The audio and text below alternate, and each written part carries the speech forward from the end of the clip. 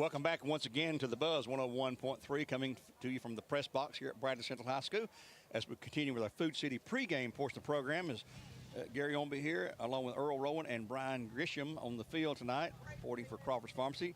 Tonight is the big matchup, a non-region game, and it's odd saying that, Earl, because we played him so every year up until the last couple of years was either a district or region game. And we were all in the same classification. McMinn's lost some students and Bradley's grown, so they're in 6A, McMinn's now in 5A. It just seems odd that they're not, this is not, it matters. Don't get me wrong, the win matters, but it's not a region battle for either team. I can get used to the fact that Walker Valley is a non-region game, even Ooltewah, a non-region game, but it is tough as nails to imagine Bradley McMinn not being in the same region in any sport. I mean, it's been such a long-standing tradition and a rivalry deluxe that when you say it, well, it doesn't really count like it used to. Well, it still counts. Yes. As far as pride and the tradition, it's still here. But it's a non-region game, and that all just started last year for the first time, folks. So it's not the same emphasis as far as the coaching staff is concerned. You still want to win this game, but it does not count one bit in the region standings. That comes from those Knoxville teams, Farragut, Bearden, Hardin Valley. Hardin Valley is next week's game, along with Maryville and Cleveland, still very much a region contest. That's why the importance was Cleveland last week. Right. It was doubly important rather than Walker Valley or McMinn. Well, let's go down to Brian Grisham on the sidelines there and see if he's hiding in the shade or he can give us a weather report for Dale's Heating and Air. Well, I'm certainly hunting some shade down here, fellas. I found some right here. Yeah, I see you there. I think I could call the game from right here to the sun sets anyway. The Dale's Heating and Air weather report for a beautiful Thursday afternoon. I tell you, boys, you couldn't get it. I had a touch of fall this morning, and I was hoping it would hang in there, but we're back to summertime for the football game till it gets behind that tree over there. But the game time temperature is about 88 degrees, or it will be here in about less than an hour till kickoff. And not very, very small chance of showers. The administration and the people that make those decisions did an extremely good job of moving it to Thursday night, in my opinion, because I'm afraid we'd be underwater this time tomorrow night. Well, yeah, we'd have a few raindrops. Yeah, that's sure what it looks like there. The forecast for Talking about the rivalry games there, Earl, it means a lot to me, this game does, that's for sure. I've got a lot of friends. I used to play a lot of softball up in McMinn County, and I hear it from them if they beat us in anything. And so I've got a good buddy, an umpire buddy of mine, Mr. Robbie Haney, sitting over there on the other side tonight. He's got a grandson playing, and I will really hear it if McMinn beats us tonight. So I've got a lot invested in this ball game. Well, for your sake, we hope the Bears come out on top. We'd like to mention, too, that the Titans are playing tonight on our sister station, Mix 104.1. I'm not sure the kickoff time, probably 8 o'clock, I'm guessing. That's on Mix 104.1. And also on Sports Radio 99.1 tonight. Walker Valley also moved their game to tonight on Thursday. They were scheduled to play Knox Carter, the Hornets, tomorrow night at Walker Valley. Their first home game of the year, by the way. So Carter's coming down tonight. They talked to those folks. They actually didn't change that game until yesterday afternoon. And Cleveland will play tomorrow night as they host East Ridge in a game at Raider Field. So they're home tomorrow night. Walker's home tonight. We're home tonight as well. So all three teams are here locally tonight. And it's been a great, well, Earl, we've had 4 great weeks here at home with super crowds the last couple of, all 3 games up to this one. Crowd may not be near as big as it was with Walker Valley and Cleveland. Of course, it's McMinn, but it'll be a noisy, emotional game. Now, and Gary, it's been wonderful. I cannot remember when any season that we have had 4 consecutive home games, and to have the spectacular opponents that we've had, you couldn't ask for a better start of the season. But you're right, it has been so good to just come to the friendly confines, the beautiful artificial turf and the home field advantage here at Bear Stadium. 4 weeks in a row, it has been super. Well, I can tell you when we've had more than 4 home games. 1935, we played 10 out of 11 home games because our first year to ever have lights, we played on Friday afternoon up to that point. If we were home, Jimmy Lovell finally got lights paid for and put them up, 60-foot poles, and got lights at Bradley Central High School, the old field up there on North of Coy Street. and nobody else had lights. So it was a big, big deal to play on Friday night under the lights, because back then people had jobs. They had to go to work, you know, and really had jobs and all. And I'll tell you why, why I didn't know that. I missed that game. You and Corky did that game. Yeah. I was going to ask you who won that game, Earl. Yeah.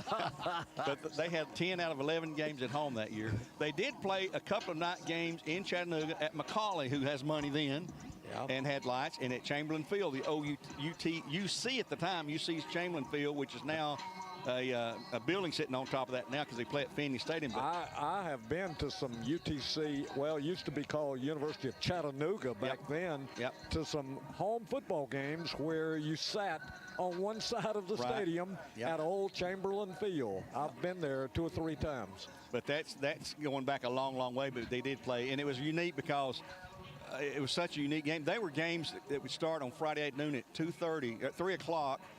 Early in the season, they'd have to move back to 2:30 because it got darker sooner, you know.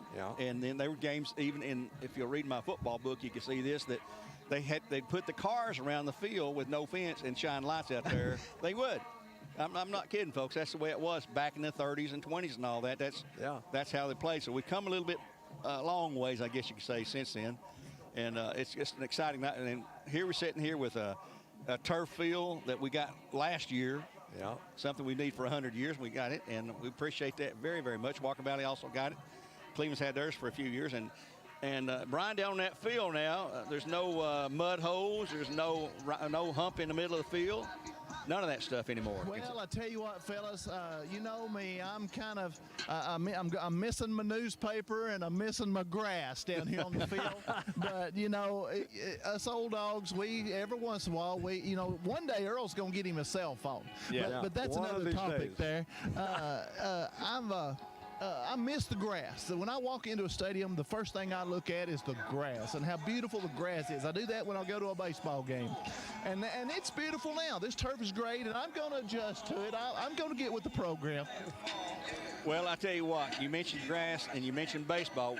You two guys are big baseball fans. We just got to mention the red-hot Atlanta Braves, who you'll not hear tonight on the air because we're going to have them the football game. And they are just hot as a firecracker again. They have. Brown and I were talking about that over an hour ago. They have spent most of the summer playing catch-up baseball. And, in fact, they were so far behind the 1st of June that I wondered if they had waited too late. But just like last year, they turned on the play in the latter part of the summer. And, boy, they had a great July and a real solid August, and they have caught the hated Mets. You know, Earl, last year it was the middle of August before they got started, and this year they started early, and it was exactly the timing when they brought in their Michael Harris, and then that Grissom kid. Those Grissoms can hit. Yeah, they can. They brought that Von Grissom up, and he's tearing the cover off the ball, and they have infused a little youth into it. Spencer Strider is just blowing them away on the mound. And, you know, Earl, the Braves may not get back to the World Series this year, and they're a better team than they were last year. I agree with you.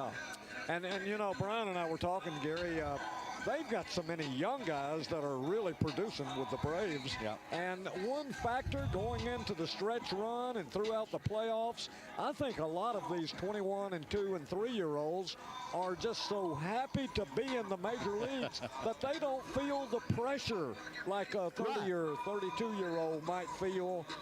Even though they're experienced. These guys are so inexperienced, but yet outstanding baseball players that they just love to go out night after night and play the game. And they're showing if they got the talent to do that. And Alex Anthopoulos, the general manager, Lord, you got to give him all the credit in the world. Let's take another quick break here, a couple of minutes. We'll come back and look at the Honda Cleveland starting lineup here on the Buzz 101.3. Well, all of our games brought to you by Wholesale Supply Group as we continue with the Food City pregame portion program. As you hear in the background, the Bradley Band looking mighty fine walking in from the north end zone. Back in 2 minutes on the Buzz 101.3.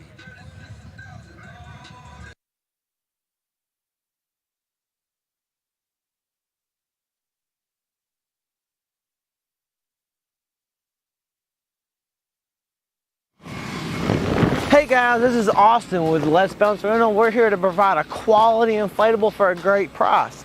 We have over 17 that's available, and we are easy to book and hassle-free. So you will never go wrong with getting a party done by Let's Bounce Rental. We are always here to provide a great service. Our crew is dedicated to make sure your equipment arrives on time, set up properly, and without any hassle. Our job is to make sure you have access to the best inflatables so you can have the most fun possible at any event. Whether it's a school event, church gathering, or birthday party, we have the equipment for you. The best part is that we are a locally owned company. We pride ourselves on making sure our customers are taken care of. So the next event you have, plan for success with Let's Bounce Rental. Call us today at 423-435-4311 or reach us by email or website. Thank you.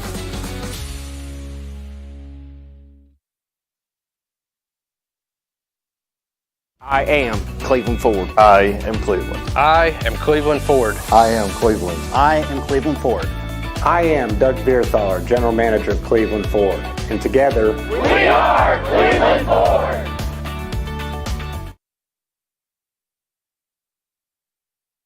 At Whirlpool, we don't know how leaving the house less can make you need to eat more, or why the inside of the fridge is just so interesting. But we do know how to make appliances you can trust, day after day after day after day.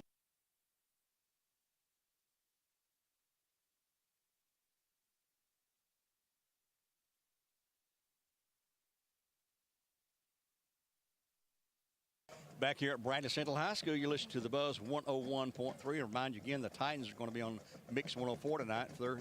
I guess it's the opening of the regular season for the NFL. Earl, you're on top of that. I'm not sure myself. I was for sure it was the Bills and the Rams tonight. Well, somebody told me it's Titans, so maybe they told me wrong. Anyway, if the Titans play, they'll be on Mix 104.1 on Thursday or Sunday. So you may be right. Somebody up here in the press box said they're playing tonight, but I don't know. I don't really keep up with the NFL. But we'll have the Walker Valley Mustangs tonight on 99.1 Sports Radio. They will kick off at 7:30 there at Walker Valley, so I'm not sure what time the pregame show will start.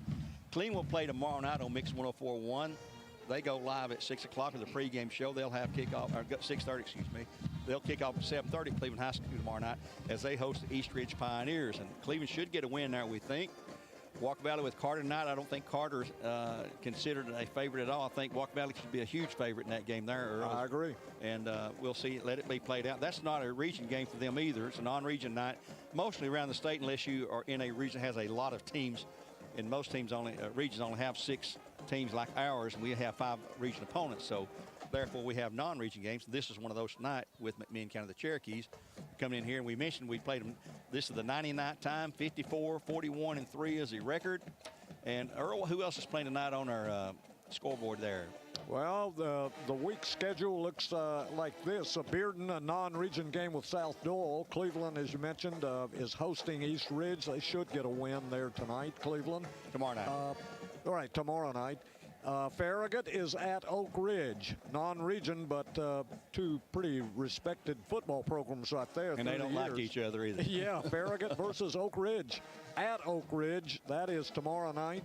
Hardin Valley is open. They're getting ready to host the Bears 1 week from tomorrow night up in Knoxville. And Maryville versus Alcoa at Maryville. That's the biggie. Yep. And that could be a state championship game in whichever classification. Well, they've won. Alcoa's won 7 straight under Gary Rankin, who's now down at Boyd Buchanan. So they got a new coach at Alcoa.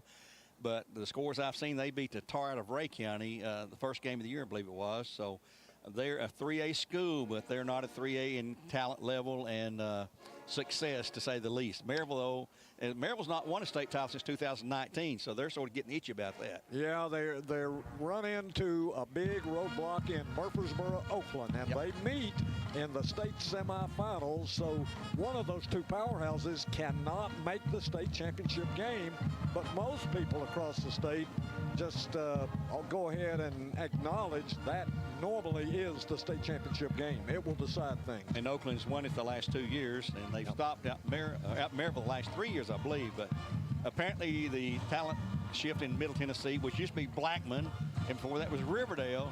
Now it seems to be Oakland with all the success there. But Boy, next week too, Gary, talking about the Blue Raiders, they should win tonight, East Ridge, but then 3 in a row. They've got at Farragut next week, and boy, that'll have playoff implications right there. Yep. Cleveland at Farragut next week. Then they play Walker Valley at Walker Valley, and then host Maryville. So 3 weeks in a row, they've got some attractive games. And 2 of those are big region games there. Right. And looking at our schedule, after next week, we're on the road at Hardin Valley. Then we're open. Then we'll go back stay on the road to go to Bearden in a region matchup. Yep, 2 straight in Knoxville, sandwiched around that open date. Hardin Valley next week at Hardin Valley, and then an open date, and then at Bearden. And then we come back home after tonight. We'll be back with who then? Yep, Ooltewah in October, and then Farragut, 2 home games in a row, and then we go over across the river to Ray County, and then close it out here on senior night with Maryville the last Friday night in October. It's going to be an exciting finish, but this is the big game here tonight for us. One of the largest in the season, always with McMinn County. Any sport we play, baseball, basketball, football, soccer, I mean, everything. You know, as we approach the mid part of the season, the coaches, Coach Damon Floyd can't stand talking about this, but by mid-season, the media, you and I and Brian, we like to talk about what's going on in Upper East Tennessee, and apparently from the first 3 weeks, it's the same big 3 up there with Dobbins, Bennett, Science Hill, and Jefferson County. We don't have a clue what order that might be in, but it looks like now that that's the big 3 that will be in our and Cleveland High School's playoff possibilities early on. Dobbins Bennett, state ranked. Science Hill has been winning consistently in Jefferson County. Jefferson County got a big win over William Blount last week, 45-6. So it looks like in some fashion up in Upper East Tennessee in our playoff possibilities later on, it will be Dobbins Bennett, Science Hill, and Jefferson County probably in some order in the top 3. I'd like to remind you about Dale's Heating and Air. For all your heating and air needs, just call Dale's, and that is his exact website, justcalldales.com. Tennessee Western University, one of our great new sponsors this year, degree completion programs. Management Excellence allows adult students to finish their degree in management, and professional leadership and criminal justice allows adult students to finish their bachelor's in criminal justice. Both programs are fully online and perfect for professionals who need a flexible way to complete their degree. And you can visit their website, tnwesleyan.edu. That's tnwesleyan.edu. We appreciate Tennessee Western. Folks are up here, and they're from Athens, where McMinn County resides. We're glad to have them here tonight, and they're probably advertising on McMinn's radio broadcast as well with Terry Patrick and the folks over there. I'd like to give a shout out to our old buddy Johnny Kaufman. Long time, I think after 40 years, retired last year.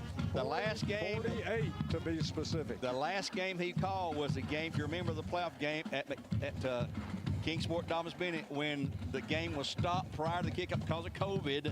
And McMinn had to forfeit that game, and there's a huge stinking uproar over that night. But yeah, McMinn had one of the strongest football teams in recent memory, and expected to go deep into the playoff, and COVID just put a stop. And there was a real controversial decision on what it would involve one player. One player. Right before kick, that's already warming up. Yeah. They're warming up. It was a really tough situation, and I'm sure they're still stinging about the thought of that up Athens way. Well, John, if you're listening and watching tonight, we give a shout out to you. We hope things are going well for you. I said you're a little bit under the weather tonight when you texted me earlier today, but we say prayers for you and everyone else that needs those. And we miss you around the football field and around the gymnasiums that we come in to visit and see you guys with the Cherokees, ladies Cherokees in basketball. Earl, let's take one more break. We're going to come back if we can. We're going to have a student-led prayer and a national anthem saying. Let's take a 1-minute timeout here on the Buzz. 101.3. We're returning 60 seconds. Hey guys, this is Austin with Let's Bounce Rental. We're here to provide a quality inflatable for a great price. We have over 17 that's available, and we are easy to book and hassle-free. So you will never go wrong with getting a party done by Let's Bounce Rental. We are always here to provide a great service.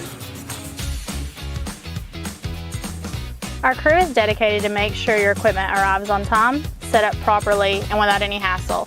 Our job is to make sure you have access to the best inflatables so you can have the most. Hey guys, this is Austin with Let's Bounce Rental. We're here to provide a quality inflatable for a great price. We have over 17 that's available, and we are easy to book and hassle-free. So you will never go wrong with getting a party done by Let's Bounce Rental. We are always here to provide a great service. Our crew is dedicated to make sure your equipment arrives on time, set up properly, and without any hassle. Our job is to make sure you have access to the best inflatables so you can have the most fun possible at any event. Whether it's a school event, church gathering, or birthday party, we have the equipment for you. The best part is that we are locally. Bradley Central High School on the Buzz 101.3, coming to you from the press box here on a big night, a Thursday game that was moved for the expected storms maybe roll in here tomorrow night. We don't ever know until they happen. Walker Valley game was also switched tonight. Cleveland will play tomorrow night and trust their cross their fingers and trust their good luck to not have a problem with the weather tomorrow night. We can play in the rain all day long. We just can't play if it's lightning, and that's what the forecast was from earlier in the week concerning Friday. So Bradley made the decision, I think, Monday afternoon or Tuesday to go ahead and switch it. I had to call everybody concerned, including officials, security, the light people, and all the stuff that have to be called and notified, and the food preparers. There's a lot that people just have no clue behind the scenes that poor old Turner Jackson has to put up with. We're going to have the student-led prayer and the national anthem both by Braylon Taylor here, a 9th grader here at Bradley Central. In just a couple moments, we'll cut away. And the ROTC is about to, here comes the ROTC entering the field now from the north end zone. And Brian will be on the field with the officials for the coin toss. Brought to you by Bell's Heating and Air or Crawford's Farms, whoever he wants to use. Both good sponsors. Brian stands in that shade down there, doesn't he? I guarantee you, Brian has more shade than we do in this bright sunshine up here. I got in the line of the cheerleaders here, and somebody handed me some pom-poms. I didn't quite fit in, so I had to get out of that line, but I'm still in the shade. Let's go. Here comes the student-led prayer. This is Braylon Taylor, and she'll also sing the national anthem. Let us pray. Father God, we thank you. We thank you for the opportunity you've given us to come out tonight and play this game. We pray that you keep everyone safe and help everyone to have good sportsmanship. Most importantly, we do this for the glory of you. In Jesus' name, amen. Can we please stay standing while I sing the national anthem? Oh, say, can you see by the dawn's early light what so proudly we hailed at the twilight's last gleaming, whose broad stripes and bright stars through the perilous fight o'er the ramparts we watched were so gallantly streaming, and the rocket's red glare, the bombs bursting in air, gave proof through the night that our flag was still there. Oh, say does that star-spangled banner yet wave o'er the land of the free and the home of the brave? Miss Braylon Taylor, she's got some pipes, folks. A freshman here at Bradley Central High School with the prayer and also our national anthem there. Man, what a voice. We got some great talent in this school, as we do all throughout our community here. Earl, if you want to jump into our Honda of Cleveland starting lineup, I think you got most of those figured out, haven't you? I've got it for Honda of Cleveland starting lineup. We will go with the Bradley defense. They were the players of the game last week, and very deservedly so. The defense, giving credit for the entire 11 real quickly at left end. Number 9, Don Jones, 6'1", 200, and a senior. At nose up front, number 46, Eli Duncan. He's 5'11", 185, and he likewise is a senior. And the other senior starter up in the front three is J.D. Kirkpatrick, number 30. He's 6'2", 220. The linebacker core is a little shake-up. Our number one tackler, not just one of the best. Gage Anderson has been pacing that defense. He's had a lot of help up front. Knox Watson and J.D. Kirkpatrick and those kids. But Gage Anderson is the leading tackler so far after the first 3 games, and he's out of commission tonight. So replacing him will be a combination, number 28, A.J. Williams, 5'8", 180, and a junior. And also Braxton Arthur, number 19, 6 foot, 170, and a junior. Both of those guys will play in that linebacker slot.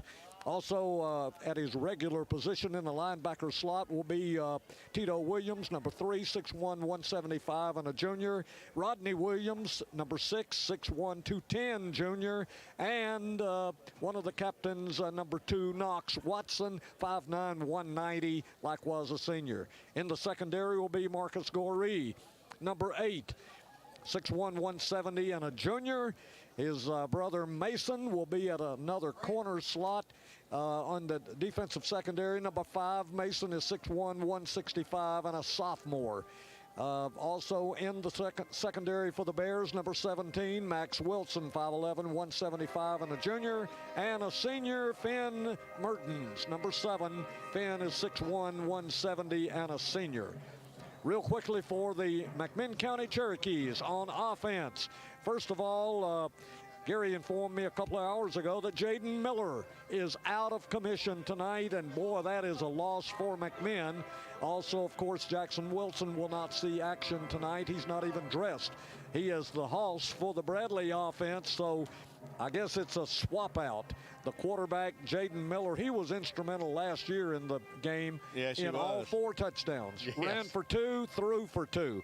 All 4 of the Cherokee touchdowns, and he will not play tonight. The quarterback will be number 16, Caden Hester. He's 6'2" and 150-pounder. He normally starts out as a running back, and I don't know who will pick it up when the game starts on who will replace Caden Hester. The fullback is number 21, Cody Thompson. He likewise is a senior. The wide receiver core for the Cherokees, number 3, Luke Hensley, a senior. Number 26, Ethan Faulkner, a junior. And also number 2, Hayden Smith. Hayden is a junior. That's the wide receiver core. Up front at left tackle, you'll have number 65, Luke Chenard. At left guard, number 77, Camden Goforth. He's just a freshman, folks, but he's playing really well for a youngster. And at center, number 62, Genoa Robinson, a junior. At right guard, number 53, Jace Falls, a junior. And at right tackle, number 61, Eli Patton. He's a junior for the Cherokees. And that's your starting offense for the Cherokees against the defense for the Bears. That's for Honda Cleveland. Right now, we're going to go down to the field here in just a moment as Brian Grisham's going to be out there as the officials. Try to put a mic in there fast and let us listen to the coin toss and the instructions they'll give. See who wins the coin toss, what choice they will make, as this game's just about ready to go here tonight. Here come the captains for the Bears going out there. It will be number 3, which is, of course, Tito Williams. Number 2, Knox Watson. And number 51, which is Brody Morgan for the Bears. Brody has also had an injury, and I'm sure he's going to play tonight. McMinn will send out their 4 captains. And here we are with Brian at the court. Capstar Bank, Public Church, Amber Olinger, Exit Realty. All right, gentlemen, congratulations on being selected for captains of your team. You've been selected for a reason, so we ask you, if we speak to you, we need a captain. We want one of you guys to step up. Handle yourself as such, okay? Bradley, you're the home team. We're going to refer to you as black. McMinn, you're the visit team. We're going to refer to you as white. So who's going to be my speaker over here? 16. So I've got silver dollar, heads, and tails. What's your choice? Heads? Heads. If I flip it, drop it, we'll do it again, okay? All of these local businesses. We are able to provide our student and it is tails. You want the first second? Nobody move. Nobody move. One of the best programs in the state of Tennessee. All right, gentlemen, there you have it. The Crawford Pharmacy sideline report. The Bears have won the toss and have deferred to the second half. Fellas, it's ready. We're ready to play football down here. I'm fired up. All right, let's get ready for the kickoff. We're going to send it back to studio for just a 30-second break, and we'll return here on the Buzz 101.3. While our game supplied by Wholesale Supply Group, Bradley will be kicking off left to right at south to north. Back in 30 seconds.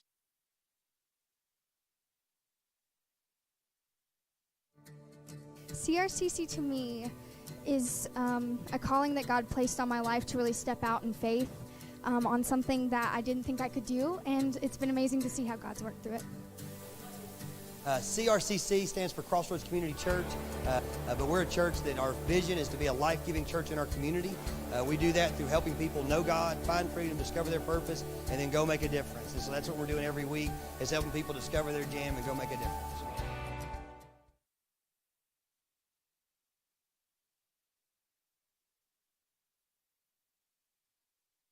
I am Cleveland Ford. I am Cleveland.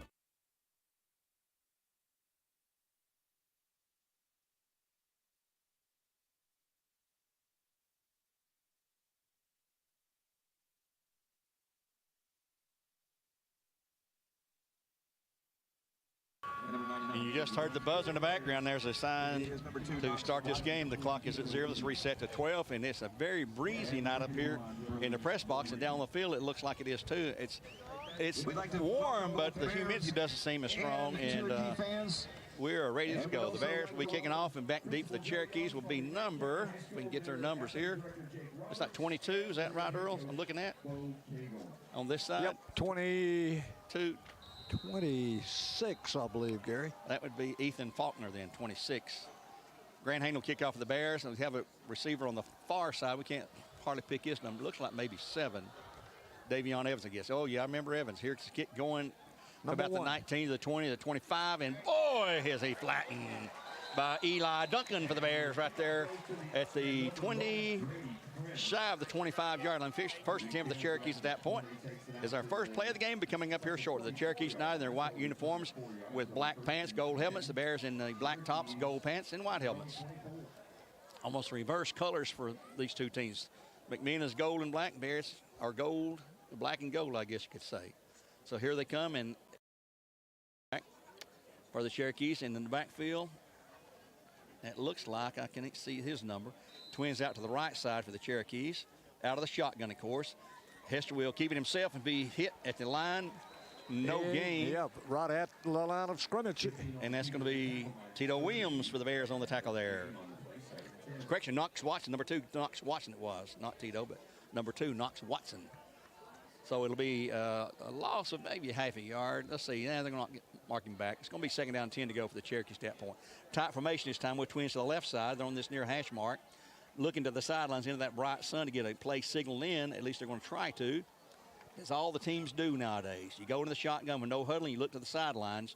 Then you look to that thing on your wrist to see what play we're running. Now they'll shift around a little bit. That's Cody Thompson back there with him in the running slot. Thompson in the back, and there's a false move. And whistle that dead. 5 yards coming up against the Cherokees. That left right guard looked like moved.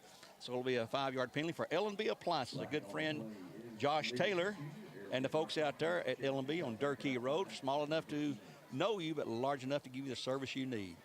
They appreciate your business. I've done a lot of business with those folks. I appreciate them. 2nd and 15 for the Cherokees after the 5-yard mark off. Our first penalty of the night, and we hope we don't see a string of those tonight. Yeah, let's just have 3 or 4. That would be fine, but not 10 or 12. Last week, we only had 5, I think, against each team. It was well played. Yes. Twins to the left, twins to the right for the Cherokees. Thompson and Hester in the backfield. Hester takes snap, fires out in the flat. It's going to be caught. And boy, yes, is he punished. Baby. He is punished for a huge loss. Who is that? Dakota Thompson on the catch. Yep. And number 6, I think. Finn Burton, number 7. Boy, he saw it coming, and he nailed him for a huge loss. I mean, time he touched the ball, Finn was there. Boom! Back to the 14-yard line. 3rd and about 20 to go now. Again, they look to the wristbands to see what the play call is. Twins right trips out to the left side here. And here comes a screen calling here. The Bradley coach near us saying that's going to be a screen. Let's see what it is. Hester back. looking. He's going to be running out of there, and he will have some yardage, but he's going to be pushed out by number 3, Tito Williams, far short of the first down after a gain to the 1 yard to the 15, maybe. Let's see there. They may not give him anything. He didn't reach the 15. No, he didn't. No, it's 14. They started at 14, so it's 4. No and gain. 20 to go, and they're going to drop back to punt, and back to punt will be punting is number 82. Jarius Rogers back deep for the Bears, and 82 is Spencer Sullins. Here comes his punt away. High and nice kick, floating. It's going to hit inside the 50 and kick into Bear territory and be out of bounds about the 40. Well, they keep moving up. Wow, good spot. 49-yard line for the Bears in Bear territory. We have 1st and 10 for the Bears as they'll take over the first play of the game here at 9:42 to go after the defense stopped them. The penalty hurt them, put them in a 1st and long. They couldn't get out of that. They got stuffed on the run a couple of times, and then they had to punt it away. And the big hit was Finn Mertens on that. Oh, man, that was a great tackle right there. Sure, and I mean tough. Did you feel that, Brian? Fellas, I certainly did, and that was what they call a decleater. I mean, because he lifted him off the ground and took him back a few yards. Beautiful start for the Bear defense. And Bradley has Demarius Ballard at quarterback now, starting for the Bears tonight. Trips to the right side, singling out left. Demarius back looking, throwing out in the flat's going to be complete. A short gain, and that's thrown and that's caught. to Dugan. And Taylor Dugan. Center tonight is number 10, Demarius Ballard. Coach Damon told me earlier in the week they need to get the ball to Taylor Dugan more. Gain of 5, 2nd and 5 now. It's a Cherokee 46. 9:23 to go. Clock running here in the first quarter play with no score. Bradley in the first position. Trips a little package set out to the right side. It'll be a handoff inside going to J. Allen Taylor. Excuse me, J. Allen. Yep, falls down. Jalen Terry, I'll call him Taylor, but he lost back up of yards. Yeah. Yep, sure did. We 3rd and about 8 to go. He got tripped up there. It looked like he might have tripped on one of his own player's foot as he cut across there. 3rd and 7 coming up for the Bears. He lost 2 yards on the play. Ball at the McMinn County 48-yard line here. Bears on the road next week to Hardin Valley take on the Hawks. Being broadcast on 101. And that will be a region game.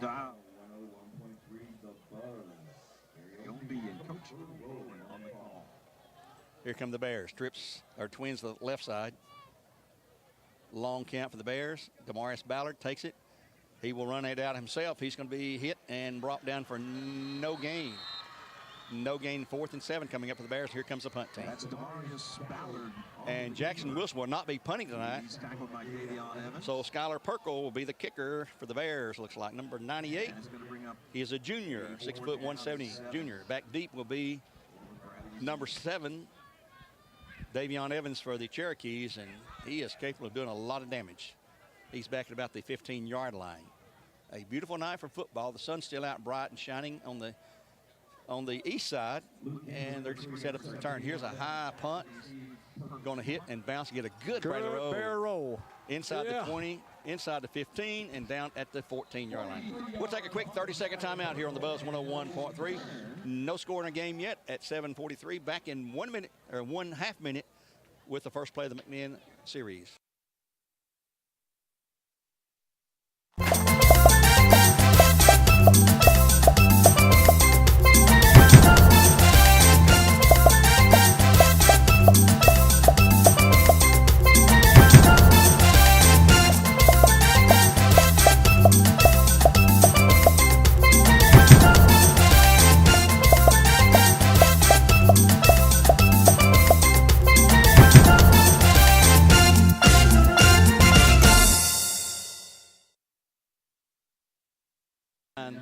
The Bear defense is really primed again. They have looked good every game so far this year, holding teams to an average of about 200 yards per game.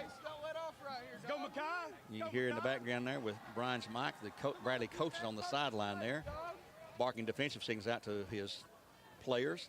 On 2nd and 9, Hester with one man in the backfield. That's Thompson, man in motion, left to right. And he will keep it himself and try to get out around the end. He's going to be hit, and he stopped. He's going to be thrown for a loss again. Yep, number 6 had him, and that's Rodney Williams. There's just a face mask, fellas. And Brian says there's a face mask maybe on the play. So that will be, is it incidental? I think they were just grabbing at him and got a hold of it. It made that. I'm pretty sure that's what it was. We'll see right here. Personal foul. Yeah. Yeah, that's 15 then. It was a face mask on the Bears. I saw That's it. 15 and a first down. So that offsets the loss on the run and mark it off from at the 15 out to the 27. They put it down. First and 10 for the Cherokees at that point on their 27-yard line. So there's another penalty, one on each team now. But that was a costman for the Bears, a 15-yard personal foul for the face mask. Twins either side now for the Cherokees. Hester with the ball. Hands it off to the running back. He will fall for it for 2 or 3 yards. Looks like number 2. Give that time is to Cody Thompson. That's Hemsley, number 3. Hemsley, number 3. 3 yards, second and 7. Second down and 7 to go right at the 30-yard line here in the first quarter play. Bradley back in region play next week, and McMinn will be too. Who does McMinn play next week? I don't recall. Maybe we didn't mention that. Second down and 7 to go for the Cherokees. Twin receivers out to the left side again. Single man out wide right. Looking to the sidelines. Here comes a play change. They're going to adjust the running back, put him at tailback position. Hester set. And they will hand off to the running back, and he'll have some yardage, but not a first down before he stopped after a gain of 3 or 4 up across the 30 to the 34, it looks like. So it's be a third down and 3 to go at the 34-yard line for the Cherokees. That was Cody Thompson on the carry. And Hester must have had a really good game last week to beat up on Ray the way they did. And maybe Ray's not as good as we think they are. They've got 2 losses now. They're 1-2 on the season. And that was a region loss. Big region win for McMinn County last week. Cherokees are always competitive. Hester shifting some players around in the backfield there. Big play on 3rd and 3. He will drop back to pass. He's going to look. He's going to throw it down the field. And way overthrown. It's going to be 4th and 3. He gets knocked on his tail. Be 4th and 3. Clock stop at the incompletion. And I guess they'll go into punt formation again. Too early in your own territory to 34 to fake it this time, I would think. Yeah, a lot we know. 4th and 21 on our 24 against Walker, and we went for it, you know. I'm not going to make those calls. And scored a touchdown. I learned my lesson. Earl, did you learn your lesson? Yeah, I'm not making those calls. We would have bet our bottom dollars, our bottom 50 cents. Here's a punt away. High. Boy, he gets it up in the air. J.S. Rogers going to take it, and he muffs it, but now he's going to pick it up and be tackled back inside the 20. Jarris that time nearly guilty of a turnover. He's had 1 this season. Let's see where they're going to mark him down at. 22, I believe. Sorry. And, well, let's see. One of the officials says move the ball. Yeah, one's marking it at the 22. Where he first touched it. I guess that's what they call a muff punt. Yep. At the 22. So it'll be a first 10 for the Bears at the 22-yard line there. I'd like to remind you about Andrew Johnson Bank. Helping friends is their business. 2 locations, Cleveland, downtown by the Monument, and on North Acoy Street across from Walmart. That's Andrew Johnson Bank, 2 locations in Cleveland, downtown by the Monument, and on North Acoy Street across from Walmart. And here come the Bears again. Twins each side now. Damaris Ballard continues at quarterback. In the backfield, J. Allen Terry for the Bears. Jackson Wilson is out in case you joined us late with an ankle injury. It's a very familiar formation for the Bears.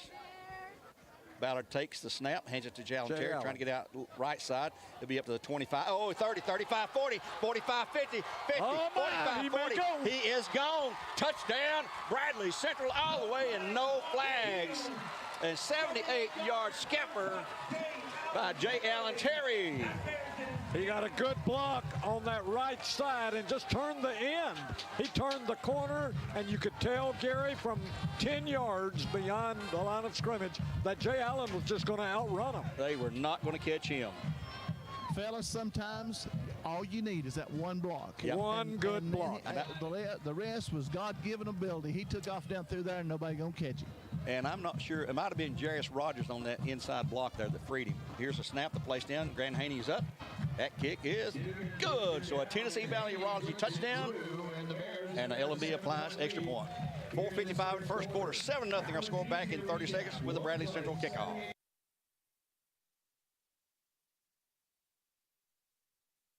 At Whirlpool, we don't know how leaving the house less can make you need to eat more, or why the inside of the fridge is just so interesting. But we do know how to make appliances you can trust day after day after day after day. I am Cleveland Ford. I am Cleveland. I am Cleveland Ford. I am Cleveland. I am Cleveland Ford. I am Doug Beerthaler, General Manager of Cleveland Ford.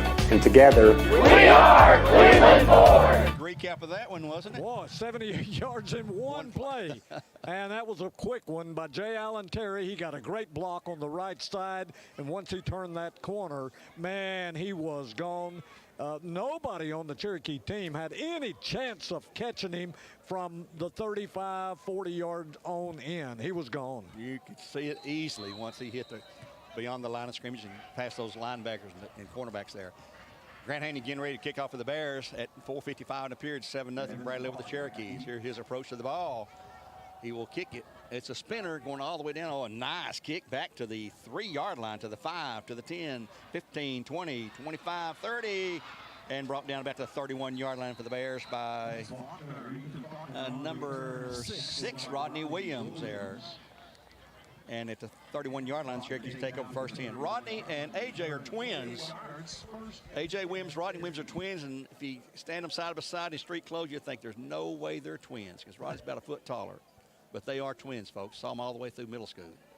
Had a great career down at Lake Forest. Here come the Cherokees now trailing 7-0. Hester in the backfield, quarterback. He will hand off to Thompson. He'll hit the middle. He'll have 3, 4, 5, 6, 7. Oh, he's going to have a first down. Good run, hard run. Right a lot of that on his own, too. Yep. To the 42, it'll be a 1st and 10 for the Cherokees. Yep, first down. Yep, first down. So the Cherokees have another first down, their second. And at 4:34 to go, they'll have it at their 42-yard line.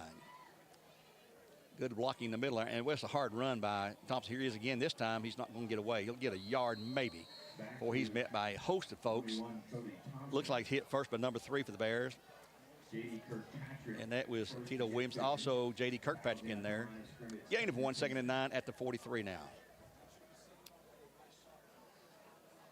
Glad to have you with us here on Buzz 101.3 on Bear TV. You can watch it on YouTube at BCHS.TV. BCHS.TV on YouTube. Free of charge, folks. Subscribe to that channel. You'll see any notification about Bradley events on that station. Cherokee set. Hester. Hands off. No, he keeps it, and he's going to be hit. He will not make the line of scrimmage, I don't believe. It's going to be 3rd and long. Yep, he'll get the line of scrimmage. That's it. 3rd and 9 coming up. And they're going to call timeout here. I believe the Cherokees are. Yep, they're going to take a time. And for Taziki's, and we're in the Taziki's first quarter, by the way, we'll take a time out with 1 minute break here on the Buzz 101.3. Back in 1 minute, your score with 3:40 in the period, 7-0 Bears over the Cherokees. I was told the place I was looking for didn't exist. A place that could refine my raw talents into something greater. Where I could ask big questions about my faith, not settling for easy answers. And I could risk what's comfortable in pursuit of my dream. To join with others, find my voice, and change the world. I was told that place didn't exist. Then I found Lee.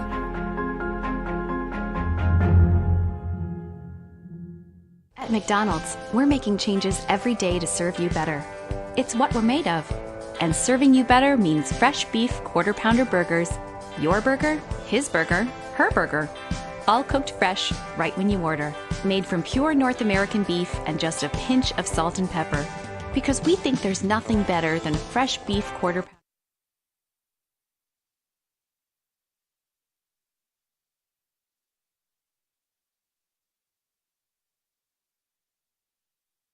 Third down and 9, big play for McMinn County's offense. Hester ready for the snap. He will fake the handoff, going to throw it under pressure. He throws out in a flat, incomplete. It's going to be 4th and 9, and he again is slammed to the ground. He's getting off just in time to make a good pass, but he's overthrowing it under pressure, so it's going to be 4th and 9. The Cherokees again going to punt it away. Yeah, the last 2 have been way overthrown. The first 2 didn't gain them anything. They have a 1-yard completion and a -5 completion. So their passing game's a little erratic to start. Spencer Sutherland's again back to punt. He's a 6'3" junior. Good snap. Kick is away high. Boy, he kicks it high. And I don't think Jerry's Rogers going to take a chance on trying to catch this because not in that territory. Cherokees waiting. So it'll be down at the 16-yard line when the Bears take over first down and 10 after the power pump for Cleveland Utilities. 3:20 to go in the period, 7-0 Bears. We'll try to get you a Walker Valley update, but they're not even kicked off yet because their kickoff is 7:30 against Knox Carter. The Hornets in a non-region game for the Mustangs. Tomorrow night, and they're on our sister station, Sports Radio 99.1. Tomorrow night, we will have Cleveland on Mix 104.1 for their game as they host East Ridge. I'd like to remind you about Capital Tire down on South McCoy Street. I've seen them spend a lot of money there. Freddie Bryce and Tony Ormby. They take good care of you, though, folks. So see them, Capital Tire down on South McCoy Street. South Broad Street, sorry. South Broad, going the other way. Here's Ballard, ready for the signal. He'll hand it off. Jalen Terry. No, Ballard's going to keep it this time. Try to get outside. He will have out to the 17, maybe a yard, 2nd and 9. So that's not the play that's getting them in the yard. They've tried it a couple times. So 2nd and 9 for the Bears in the shotgun with a no huddle. It's not really a hurry-up offense in the respect that UT Knoxville is. They get that thing and snap it as quick as they can. Not that way here in high school, though. Here come the Bears again on 2nd down and 9 from their 16-yard line. Make it the 17-yard line. The snap. And he'll hand it to Jalen Terry, trying to get around the left side this time. He'll cut up. Nothing there. Nothing. I don't believe he made the line of scrimmage. He's back to the 15. He'll lose 2 yards. Be 3rd and 11 to go after a 2-yard loss for Jalen Terry on that left side. 44 for the Cherokees, Luke Sliger. Got a hold of that jersey. Tag for the Cherokees by Luke Sliger. Always seem to have a lot of Sligers up there in all the sports at McMinn County. Big play now for the Bear offense. 3rd and 11, a big play for the Cherokee defense. Ball at the Bear 15. They lead at 7-0. We have 2 minutes exactly to go in the first quarter of play here from Bear Stadium on Jimmy Lovell Field. Bradley's Twins out to the right side. Single man out left. Back goes Ballard, looking, throwing. He's going down the field. He's got a man out there. It's going to be complete at midfield, looks like. And that's number 8, Goree. Marcus Goree.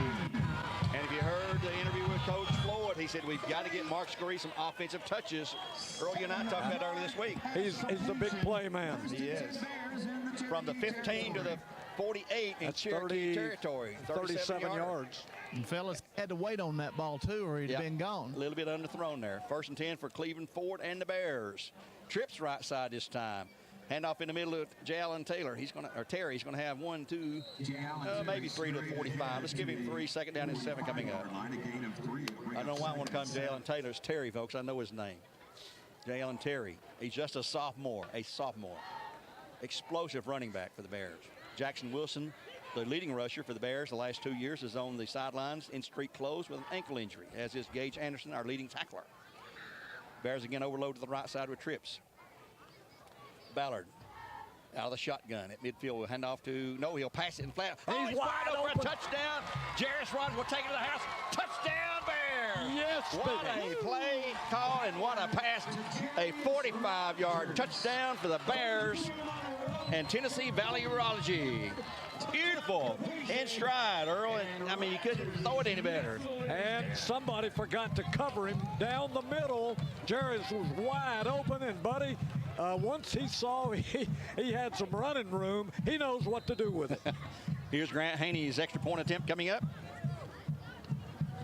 And he will get that snap from Seth Adams, the hold by Taylor Dugan, and for Buddy's Barbecue, it is good. Time on the field at 4:45.9 in the first period of play. 14-0 Bears. Back in 1/2 minute on the Buzz, 101.3, where all our games are supplied to you by Wholesale Supply Group.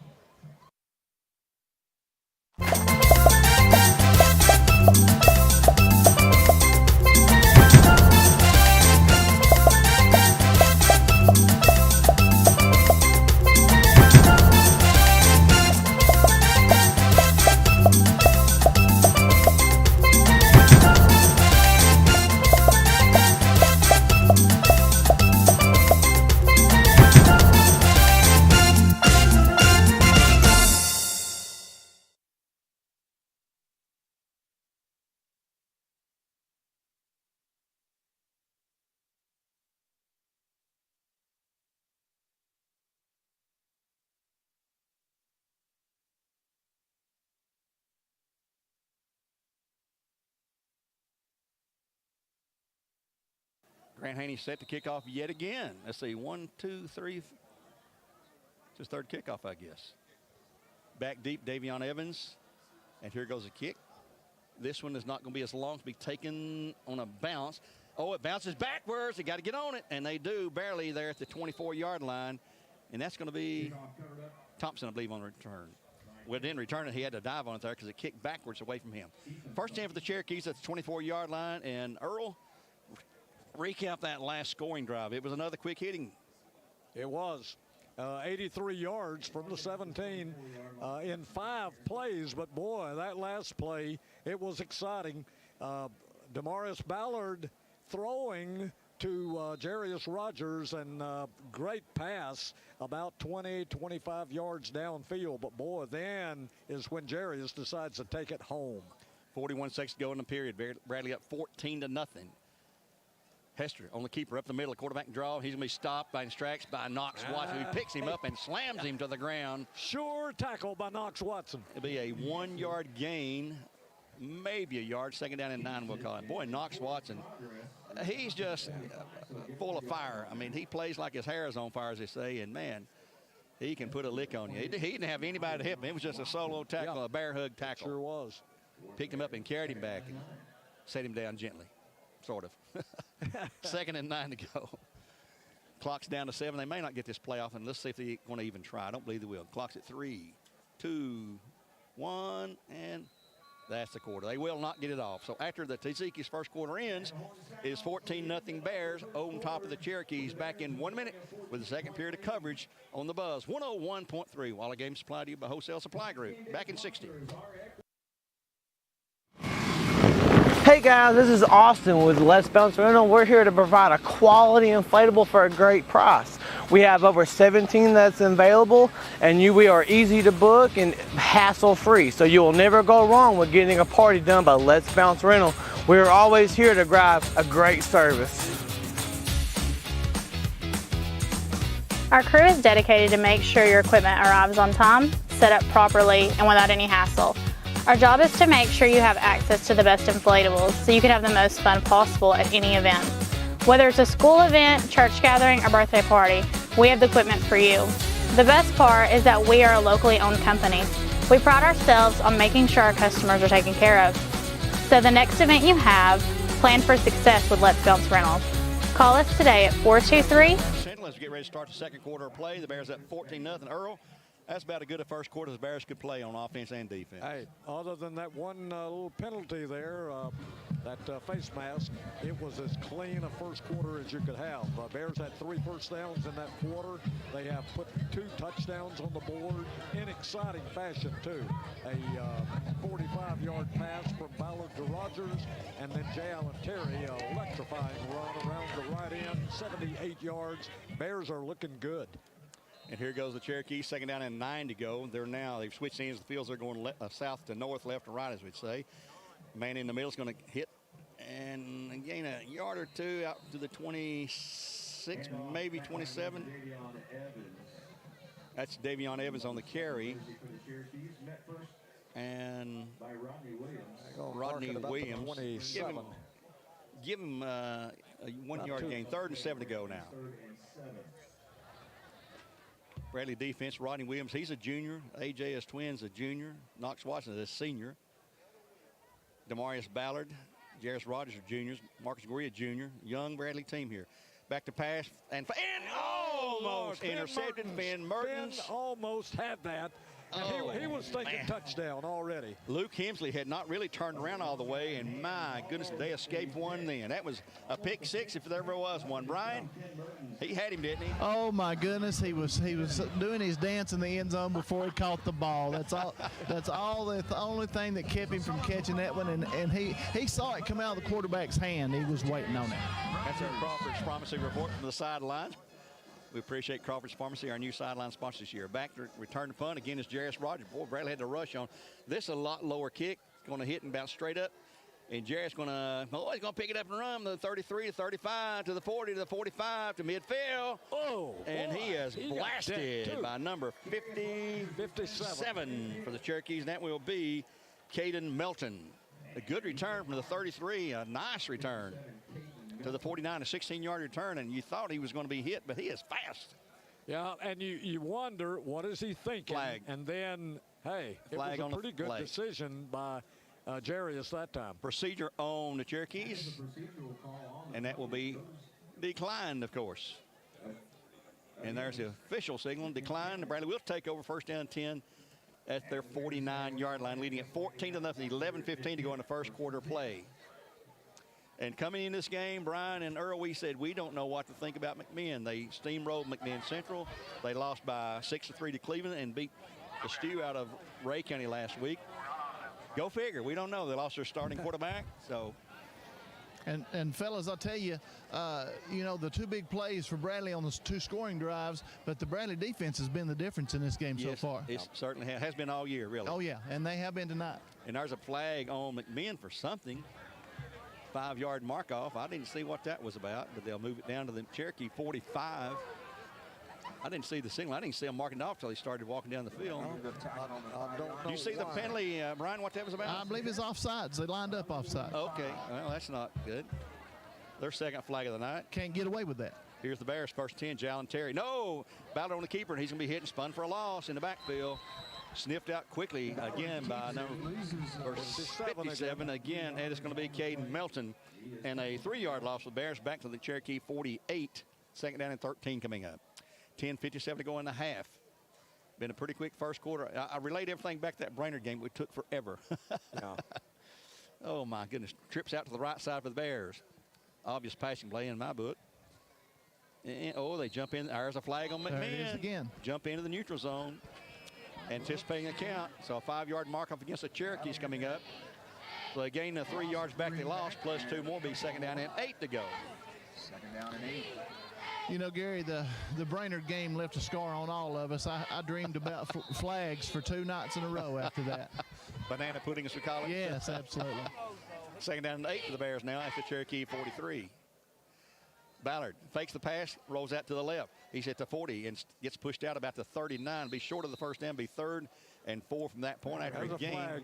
Flag at the 40, Gary. Gain of 4. I don't think it was a late hit, but let's see. It was close to being 1. Let's see what the call is from the man in the white hat. I'm thinking holding, fellas. It is holding. Well, quit thinking that way. Sorry. I hate it when I'm right. A penalty for, again, for L&B Appliance. So that back the Bears up 10 yards. Spot of the foul. Back to the midfield. Exactly. So they lose 7 yards on the penalty. It's going to be second down. And repeat the downs to 2nd and 15 to go now. And the sun has gone down out of our eyes and our faces. It is beautiful down here on the field, fellas. It's a great, great night for football. Good move by Coach Turner Jackson and the guys and Damon Floyd to switch this game to Thursday. Great, great crowd again here on the Bradley side. McMinn side about a 3rd full. Ballard, little screen pass underneath. It's going to be dropped incomplete. It's going to be 3rd and 15. Intended underneath there for the Bears. Marcus Goree, number 8. They seen that coming. The pass a little bit too high. Well, the timing was off on that one, fellas. It didn't have time to get going. Ballard runs to the sideline. He's got a good chance to talk to Brett Standiford, the quarterback's coach. He'll break Goree out. He might have took a good lick there. Going in for the Bears will be number 7, Finn Mertens, actually. Here at wideout on the left side. Is that? No, it's number 2. Excuse me. No, it ain't. No, that's Finn. That's Finn. That's Finn, yeah. He can play offense. Bradley shifts Jalen Terry into the slot back position. Empty backfield now for the Bears. Back goes Ballard. All kind of time. He's going to throw it down the field as far as he can. Here's the pass going to be incomplete. They had 3 guys with a chance to intercept it. It's going to be 4th. I think they messed each other up in the Cherokee secondary. Yeah, that was a little bit underthrown. And Ballard doesn't have that strong cannon of an arm. And Skylar Perkle back to punt again for the Bears. His second punt of the night. He is a junior, 6 foot, 170. He'll be punting. He'll be standing about his 35 to take the snap and move up about the 40. Ball is placed down at line of scrimmage at the 50-yard line. Back deep looks like Hemsley and Evans. Here comes a punt away. Low line drive is going to be hit and bounce. Oh, a good Bradley bounce, and then picked up the 11, and he's going to be chased. And oh, there's a block in the back, look like, but. They're still going to the 15, the 20, 25, 29. He's brought down. I don't see any flags, though. So the Cherokees with a good return, a dangerous return out to the 29-yard line. They'll take over 1st and 10, trailing at 14-0 at 9:31 to go in the first half of play. We'll keep it here because the Cherokees are out there ready to snap the ball. Listen to Bear football here on the BCHS Bear Network. If you're watching on BCHS.TV through YouTube and listening, of course, on the flag station of Bradley Central Football, the Buzz 101.3. Glad to have you with us here tonight on a beautiful night. A nice, and it's really actually cool a little bit. Feels good. Cherokees, twins left side, single man right. Hester called every snap tonight. He'll shift a man left to right. He will hand off to his running back in the middle, and there's a flag on the Cherokees, and I believe that's a live ball flag. It's going to be procedure, I believe. Let's see what the call is. Here comes the indication from the official.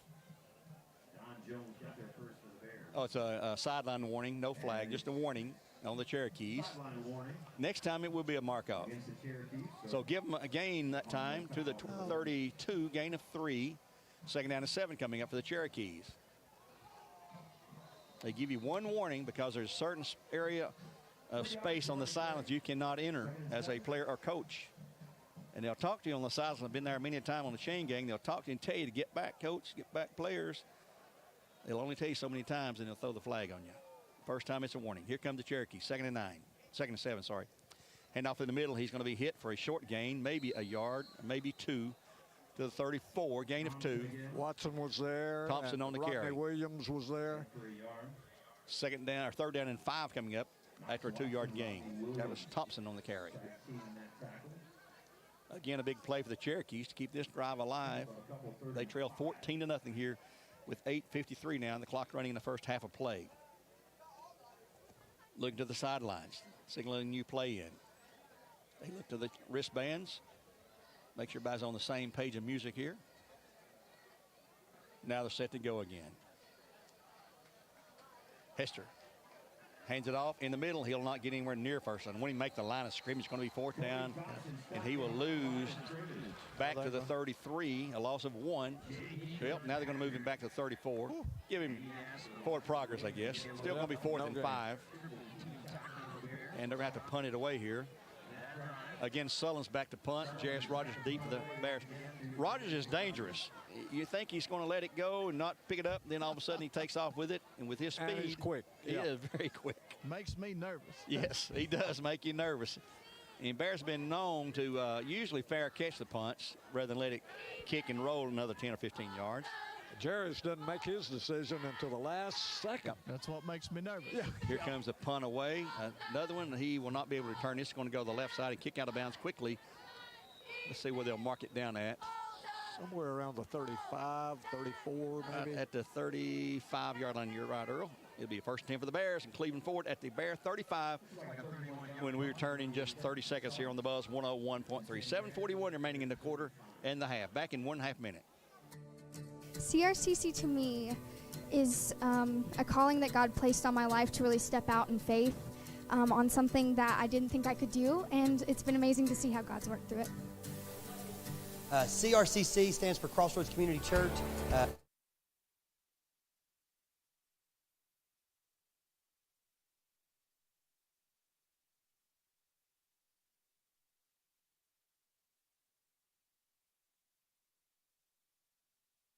On 1st and 10, Ballard hands off to Jalen Terry. He'll cross the 35 to the 36, a gain of just a yard. 2nd down 9 coming up for the Bears. They're up 14-0 here on the Buzz 101.3. Walker Valley game has just kicked off a moment or two ago. We'll try to get you an update on that as it happens. Bears scored on 2 long plays here on passing plays. We've not seen a lot of passing scores this year. Scores for the Bears, but a little different tonight. Demarius Ballard at quarterback for the Bears. And he will shift a man in motion. That's Knox Watson. He's going to throw it out in the flat to and there's a flag on the Bears. Downfield too early. It's going to be a 5-yarder on the Bears for illegal procedure. You could spot that one. Knox was in motion and turned upfield just a second or two before he should have. And the coaches are explaining that to him from the sidelines because he's right there by the Bradley bench. And it'll be illegal procedure or motion. That's illegal shift, I guess they're calling it this time on the Bears. So instead of 2nd and 9, make it 2nd and 14 back from the 31-yard line. Good crowd on hand tonight. Another fellas. good crowd. The Bears are about 80% full or a little more, and a good contingent. They're all spread out over there, but it's a good crowd tonight. We've had 4 really good and nicely attended games in our first 4 all home games, of course. We'll be on the road to Hardin Valley. We need the Bear Nation with us next Friday, 7 o'clock kickoff from Hardin Valley, 5:30 pregame here on the Buzz in another region game. Ballard hands to Jalen Terry, trying to go around that left side. He will be gaining nothing hardly, maybe a yard. They'll mark him at the 33, gain of, let's give him 2. Second down and 12, 3rd and 12 coming up. 3rd and 12, 3rd and long. Passing situation for the Bears. Jay Allen does far better in the open field around the corners. The rugged going straight up that middle. He's getting a yard, 2 yards, sometimes 3, but doesn't have a lot of running room tackle to tackle. Bears are set again. Twins right side, single man left. They'll put Knox Watts in motion, and he will get a clean thing this time. Underneath, past him, Marcus Goree was incomplete. It's going to be 4th. He had it, was thrown behind him, couldn't pull it in. He would not have the first down anyway. He was going to go down for a loss. So on 4th and 12, the Bears will kick it away with 6:03 to go in the half, and they lead at 14-0. Skylar Perkleback. Normally Jackson Wilson's a punter, but Skylar Perkle. We haven't seen him a lot, of course, but he's gotten 2 punts off of 38 and 39 yards. Oh, he is ready to take the snap. There's a good snap. Of no rush, very high, and a fair catch can be asked for and made at the 36-yard line from the 33 to the 36 at 6 minutes to go. A Cleveland Utilities power punt for the Bears. Walker McMinn will take over 1st and 10th, their 37-yard line, with the Bears up 14-0. Well, that was a 30-yard punt. With no return, though. That was the key there. We'll take that. That'll work most of the time. McMinn set to go from their 37. Hester's gone all the way tonight for the injured Miller, Jaden Miller. The snap, he will hand it off to his, fake to the running back. And he's in trouble, going to roll out. He's just got to ditch it. He'll throw it. It's complete to the 35. There's a flag, though, 30, 25.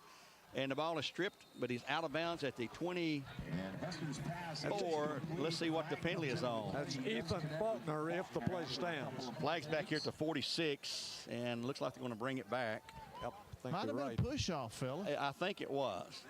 I believe it was Faulkner offensive. was wide open. That might have been That's the reason why it was he was open. wide open. Flag's at the 46.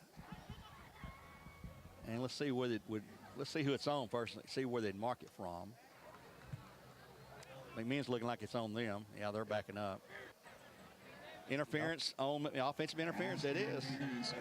So this will be marked off in the line of scrimmage. Brian's right. Oh, probably all the way just a back push-off. to the 37, and here comes a mark-off. There's 5.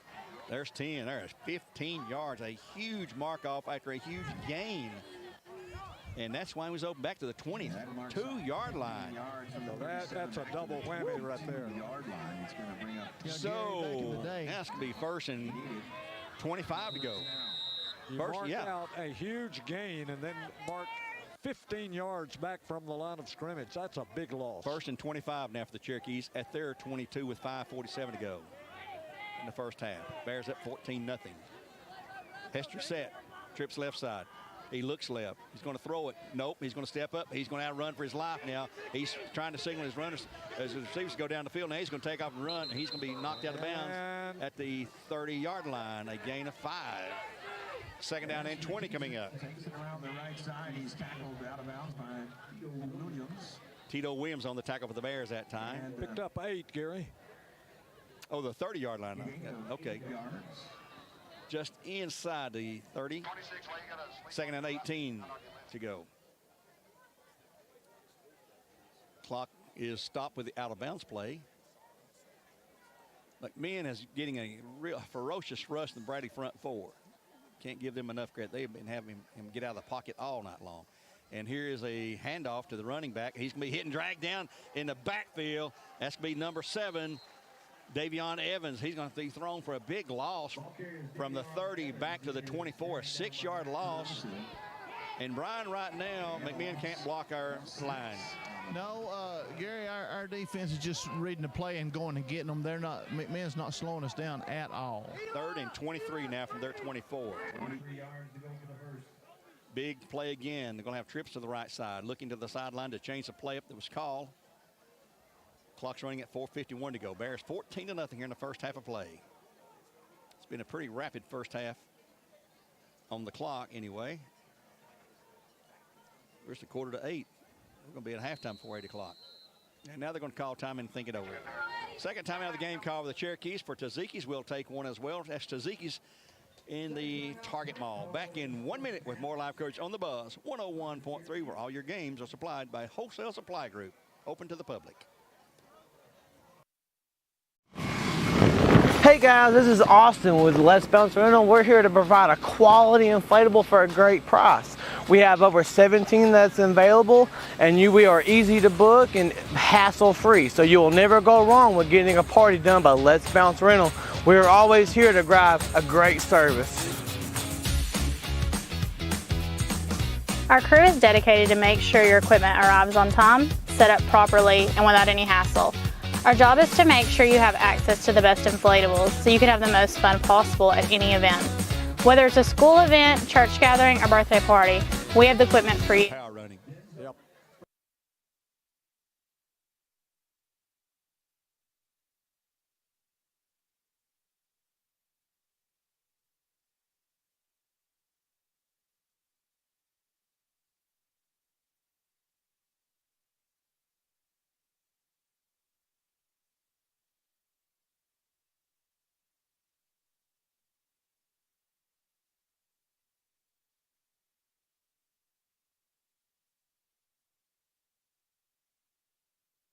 Back here at Bradley Central, had a scramble with the quarterback and a completion to Thompson. He's tackled after a short gain. It's going to be 4th down, or there's a penalty flag down. We'll see for L&B Appliance what the penalty's about. Looks like the Cherokees are guilty again. Maybe holding. Yeah, that was a busted play, and they had to try to do something. Bradley says they're going to decline it anyway. I can see the motion already down here. Ineligible man downfield, and that's what happens sometimes when quarterback scrambles. So it'll be 4th down, and where are they going to place the ball? Down at the 32, so the pass was complete for 8 yards.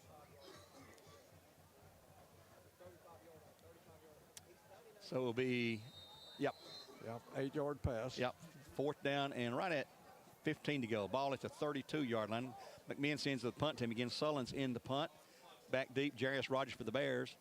Jarius takes a much deeper drop back to receive it with anticipation. I think he's going to run up and take off with the ball or try to scoop it up. Here comes a snap. It's a good one again. Kick away, a low line drive. If you have a chance to return this, that's for sure. He takes it on the fly at the 29, to the 30, to the 35, to the 40, to the 45, to the 50, to the 45, to the 40, to the 35, to the 30, and steps out of bounds. No, it's still going. He's got it down to the 5-yard line for the Bears. And Jerry has made 2 great moves on his own. I mean, brilliant moves to avoid tackling, and it's just a shame he couldn't have got it on in the end zone, but they finally bring him down at the 5-yard line. I think he had it's a 29, I think I said. Yep. And 29. He returns it down. It's 1st and goal for the Bears, and Cleveland Ford at the... So that's 45 plus 21, just outside 66 yards. The 5-yard line. 1st and goal for the Bears. 3:50 to go in the half. Bears at 14-0. We told you Jarius was dangerous. Here come the Bears. Rogers out wide right, along with Marcus Goree. He'll split out inside of Rogers. Jay Allen Terry in the backfield. Marius Ballard hands it off to Terry. He'll hit the 5 for the 4, 3, 2 maybe. Depends on where his knee. I think knee came down about the 3-yard line. It could be 2nd and goal from the 3-yard line with 3:38 to go. The Bears would love to push this one in and get a 3-touchdown lead because we got the ball coming out start of the second half. And now, Brian, the Bears get some rushing that, blocking that front line. We can push it on in here. I was standing here on this long run, Gary, when he made his cut. He missed the sideline about a 1/4 of an inch. It was a tremendous non-call by the referee, and that was the play. Here comes a snap on 2nd down and goal. Ballard set. The Bears will hand off to Terry the right side this time. He will go in right at the goal line. Where are they going to mark him at? Inside the 1. Yep. inside the one. No touchdown signal yet. He is inside the one. It's going to be 3rd and goal. So we're going to have to call it about half-yard the one. line. Yep. We'll call it the one officially, but it's inside the one.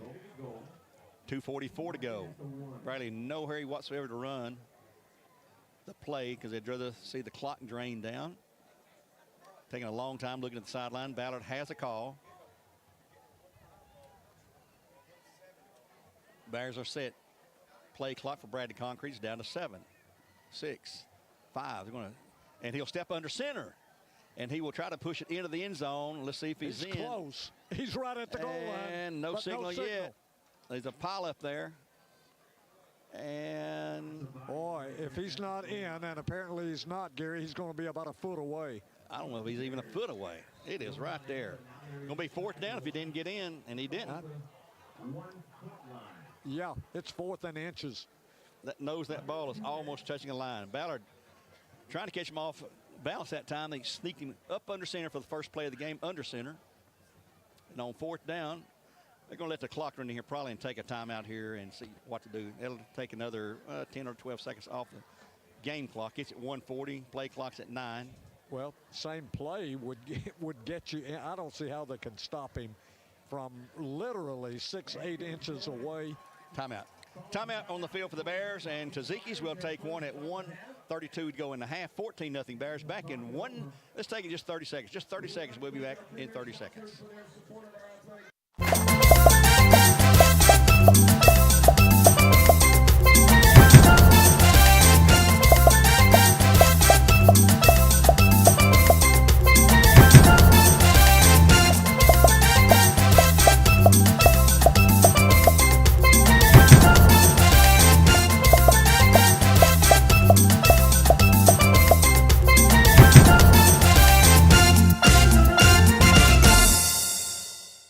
For the Bears and Cherokees. Bears plotting what to do. I told Earl during the break, we might put some big guys in the back to push him in there and go under center again. We've seen them do that before. But let's see what the play call is by Coach Floyd and his staff. And guess who's going to be out there? Let's see. And Knox Watson's coming in. There's Knox Watson in the backfield. You might have made this call, Gary. J. Allen Terry is in the backfield. Yep, he is. Demarius Ballard. So they're going to come right behind Watson, I bet you, in the big right tackle. Here we go on 4th and very short. J. Allen into the end zone. Touchdown for the Bears. J. Allen Terry with about a 1-foot sneak in there, a handoff. And he went across the right side, right tackle, that right guard, right tackle area. And they opened up a pretty good gap for J. Allen to just waltz in. That big right tackle for the Bears. Well, I believe it's 78. Dakota Moore, or 78 or 76. 70, yeah, it's. And with a minute 27 to go, it's 20-0 Bears, and Grant Haney with another Buddy's Barbecue extra point attempt. I like to have some buddies right now. Here's a place down that snap. The kick is good. Time out on the field at 1:27 after a Tennessee Valley Raji. Now that's a short touchdown play. We'll be back in 30 seconds with the Bear kickoff here on the Buzz. 101.3 game supplied to you by Wholesale Supply Group, open to the public. Back in 30 seconds.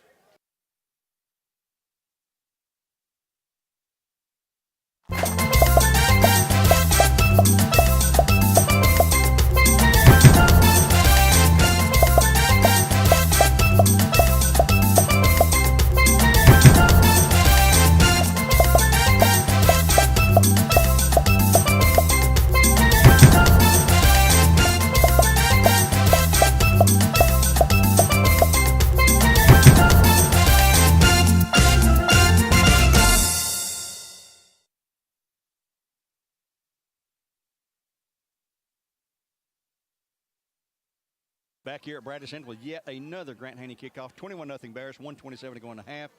And it's been all Bears in the first half, especially a tremendous defensive effort and a great game from Demarius Ballard so far as his first start at quarterback for the Bears tonight. He's had 2 great scoring drives, or led 2 great scoring drives, and cashed in with 2 long pass plays.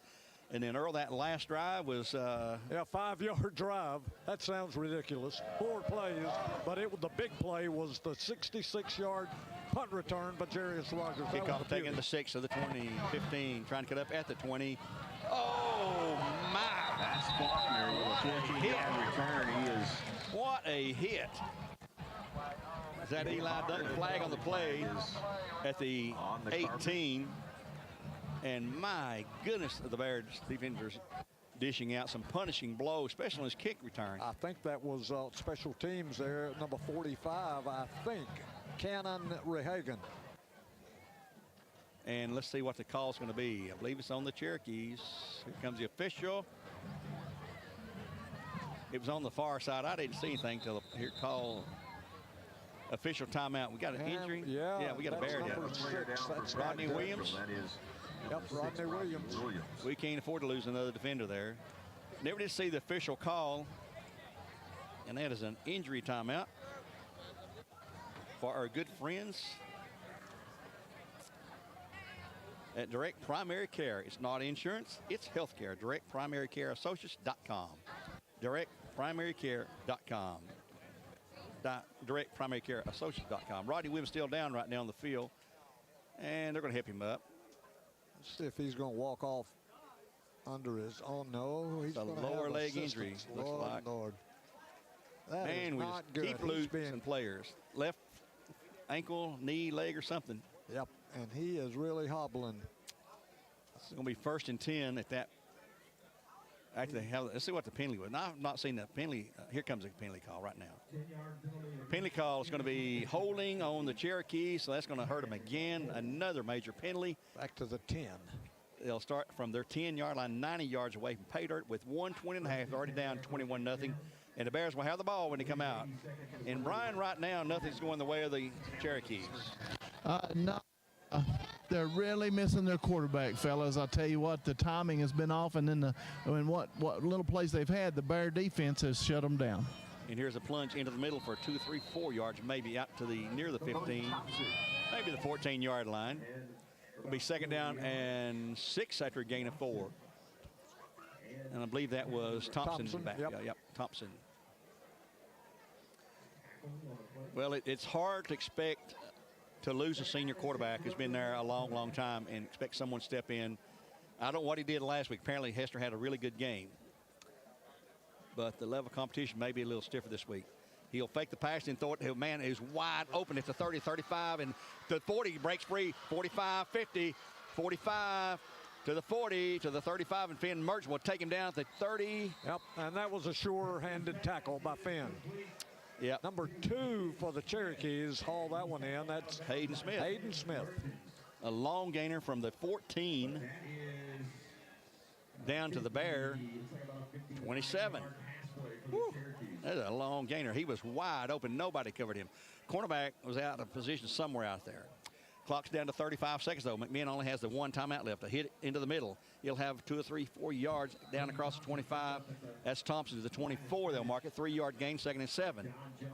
McMinn under pressure now. And they've got the yard markers are wrong. They have totally lined this up wrong over there. Yeah, they're backwards is what it is. Yeah. They need to go the other way. And here's going to be a pitch out in the flat's going to be complete. Number 3. And the chain gang has been way off on this whole series here. Yeah, they were going the wrong way with the chains. It's down to 10.1 seconds, and McMinn will burn their final timeout. For Tazekis will take one back in 30 seconds here on the Buzz, 101.3.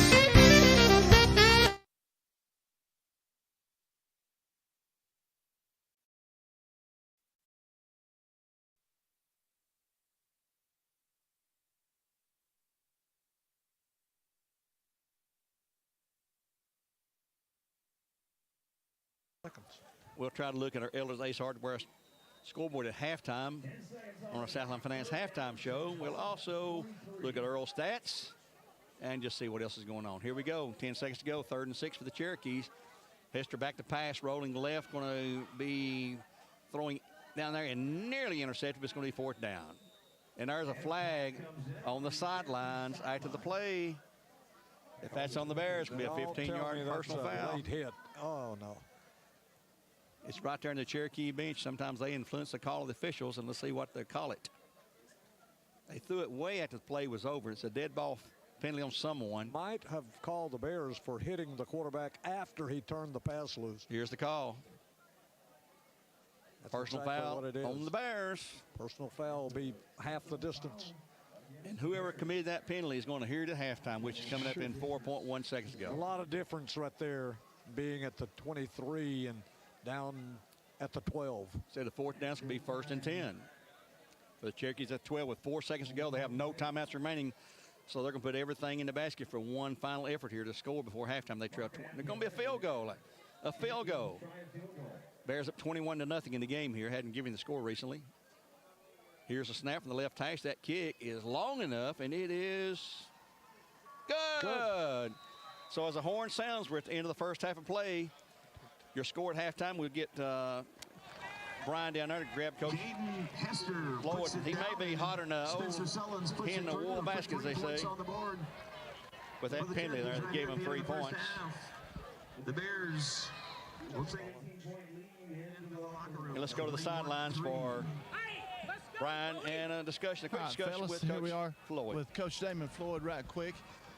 Coach, on your way out here, a good first half marred by that last play, but you just give up 3. Yeah, I mean, but we don't want to give up any right there in that situation. They had to drive length of field, and we gave up a long pass when we're in prevent defense. It shouldn't have happened. So, well, take out the last couple minutes there. The first quarter, the Bears are really playing well. You got to be proud of your defense. They've shut them down. We played well, but there's still things that we just got to be. We want to be more consistent. And this game's not over. We don't need to look at the scoreboard. There's no doubt about it. Good luck, Coach. There you have it, fellas. The Crawford Pharmacy sideline report. Coach David Floyd, and I really appreciate Coach Floyd. That time I thought I was going to get a bite taken out of him right there, but he was nice enough not to hurt me. I'm glad he didn't say anything too bad to you there. At the half, it's 21-3, the Bears over the Cherokees, and we'll take a 2-minute timeout here on the Buzz 101.3 and return with some halftime stats. Also, our trivia question, so hang around right as we come back. We'll have that trivia question to someone to win a Pizza Hut large pizza of their choice. Back in 2 minutes on the Buzz 101.3. Hey guys, this is Austin with Let's Bounce Rental. We're here to provide a quality inflatable for a great price. We have over 17 that's available, and we are easy to book and hassle-free. So you will never go wrong with getting a party done by Let's Bounce Rental. We are always here to provide a great service. Our crew is dedicated to make sure your equipment arrives on time, set up properly, and without any hassle. Our job is to make sure you have access to the best inflatables so you can have the most fun possible at any event. Whether it's a school event, church gathering, or birthday party, we have the equipment for you. The best part is that we are a locally owned company. We pride ourselves on making sure our customers are taken care of. So the next event you have, plan for success with Let's Bounce Rentals. Call us today at 423-435-4311 or reach us by email or website. Thank you. My thoughts are with you, holding hands with your heart. See you, only blue talk can love you. Remember how the new love was here to stay. Now December, now the love we shared in September. Only blue talk can love you. Remember the new love we shared today. Yeah.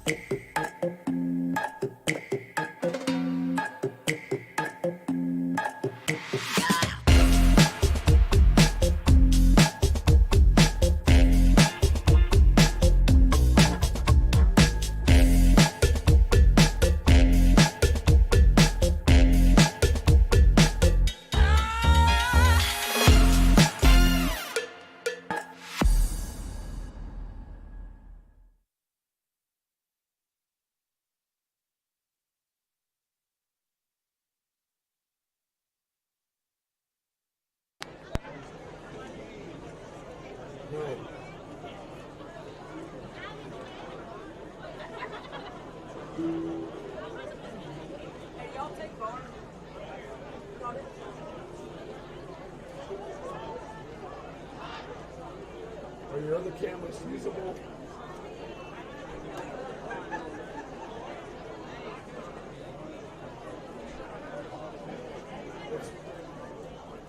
I'm on one.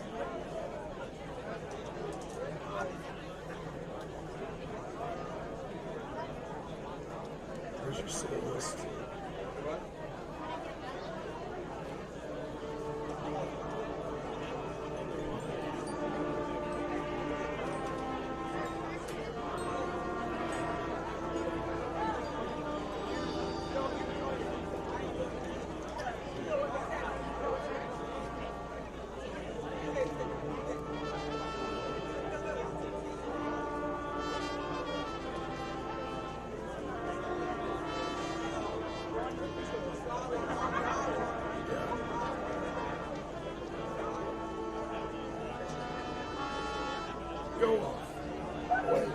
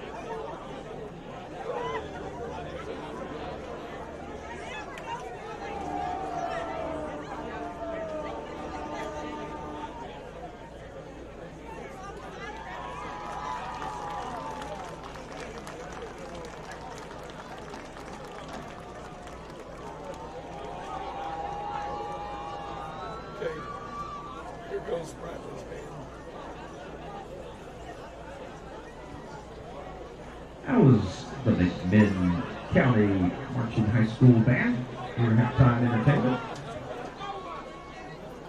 Followed now by Bradley Central's Marching Band under the direction of Nolan Palace and Ashley Garner.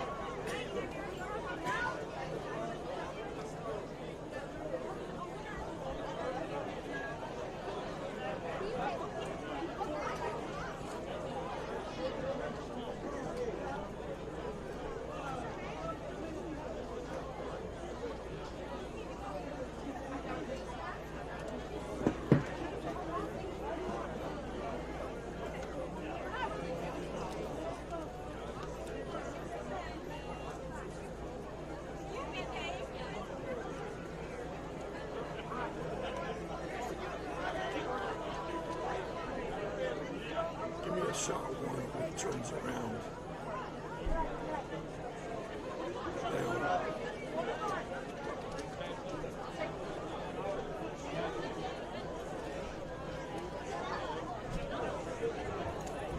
All right, go away.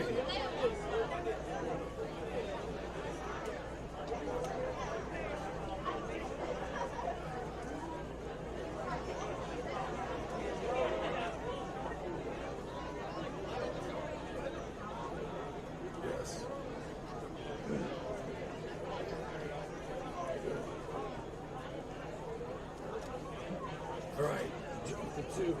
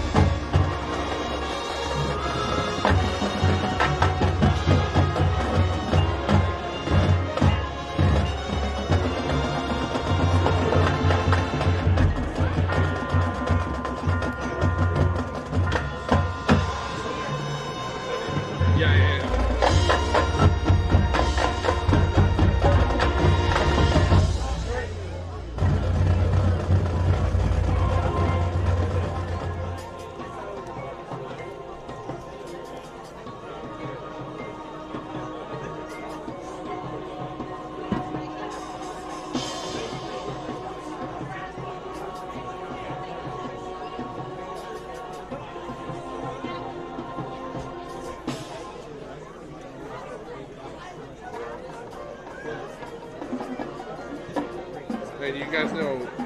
All right, I'm back, y'all. It's Big T, I'm back. I'm back with you.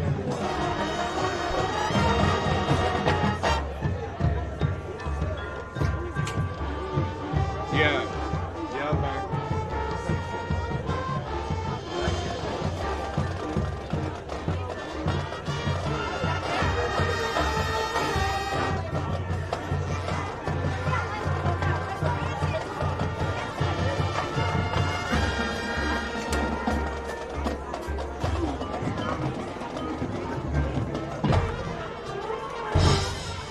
I'll try. I'll try. Oh, I got two on mine.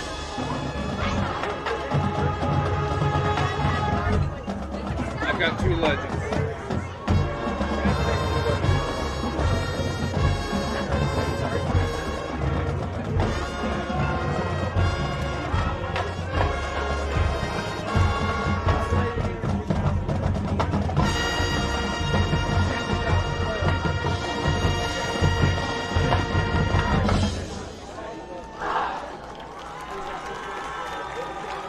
I got you.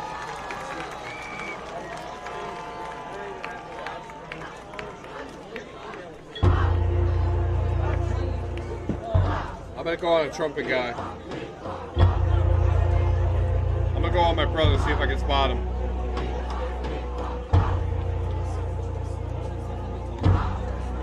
Find him. You see him? All right, I'll just stick with that right there. That's good. Actually, no, I'm gonna stick with my right there. That's good.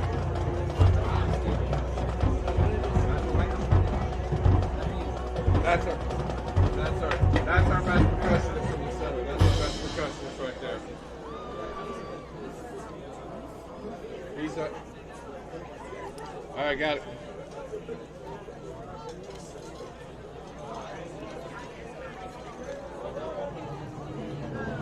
All right, switch it up already.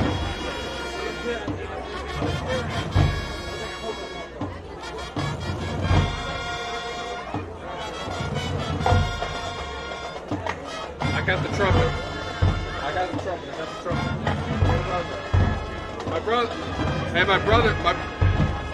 My brother's in the very back. The first tall guy in the back. On the left.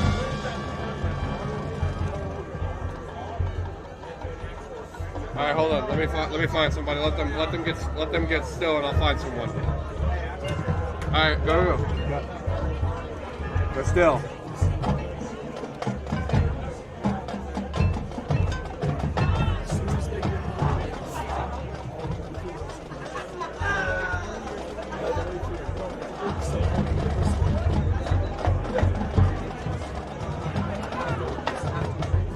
You might as well just keep it on the wide shot.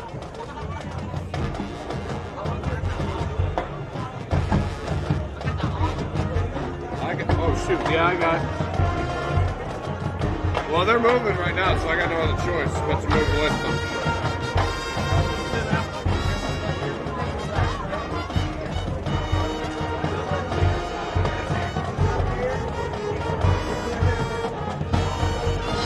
Alright, I got some stops. I got somebody. All the percussionists back there are standing still. Yeah, all the percussionists back there are sitting still. They're all sitting still.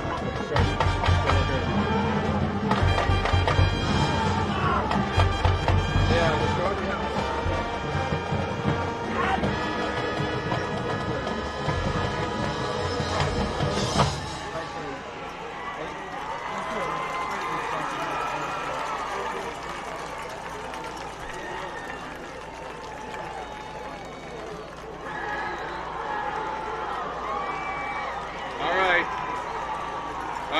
We're done with the performance. All right, performance is done. Yeah. At McDonald's, we're making changes every day to serve you better. We're done. It's what we're made of. And serving you better means fresh beef quarter pounder burgers. Your burger, his burger, her burger. All cooked fresh, right in the order. Made from pure North American beef and just a pinch of salt and pepper. Hey guys, this is Austin with Let's Bounce Rental. We're here to provide a quality inflatable for a great price. We have over 17 that's available, and we are easy to book and hassle-free, so you will never go wrong with getting a party done by Let's Bounce Rental. We're always here to drive a great service. Our crew is dedicated to make sure your equipment arrives on time, set up properly, and without any hassle. Our job is to make sure you have access to the best inflatables so you can have the most fun possible at any event. Whether it's a school event, church gathering, or birthday party, we have the equipment for you. The best part is that we are a locally owned company. We pride ourselves on making sure our customers are taken care of.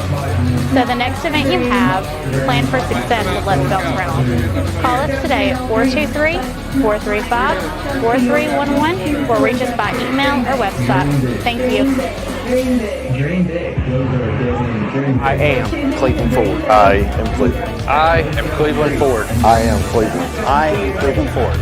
I am Doug Beerthaler, General Manager of Cleveland Ford. And together, we are Cleveland Ford. At Whirlpool, we don't know how leaving the house less can make you need to eat more, or why the inside of the fridge is just so interesting. But we do know how to make appliances you can trust. Day after day, after day, after day. I was told the place I was looking for didn't exist. A place that could refine my raw talents into something greater. Where I could ask big questions about my faith, not settling for easy answers. And I could risk what's comfortable in pursuit of my dream. To join with others, find my voice, and change the world. I was told that place didn't exist. Then I found Lee. Ministry and Orthodontics. Hosted Gas. Crossroads Community Church.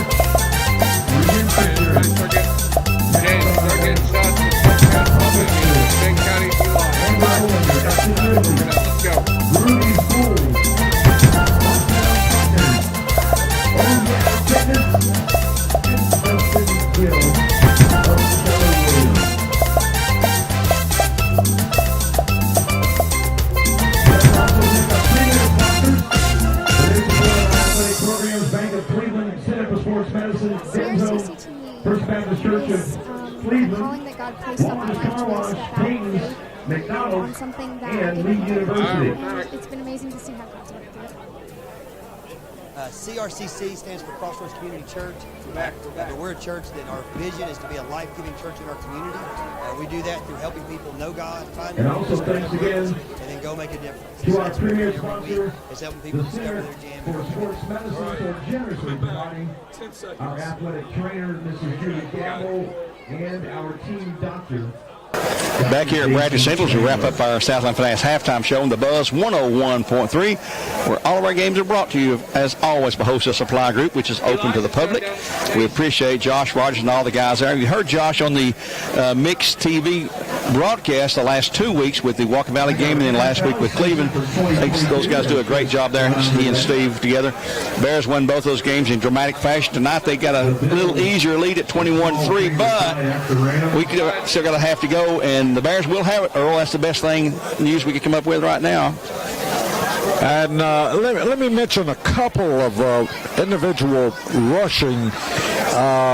J. Allen Terry, obviously with Jackson Wilson out, he's the workhorse.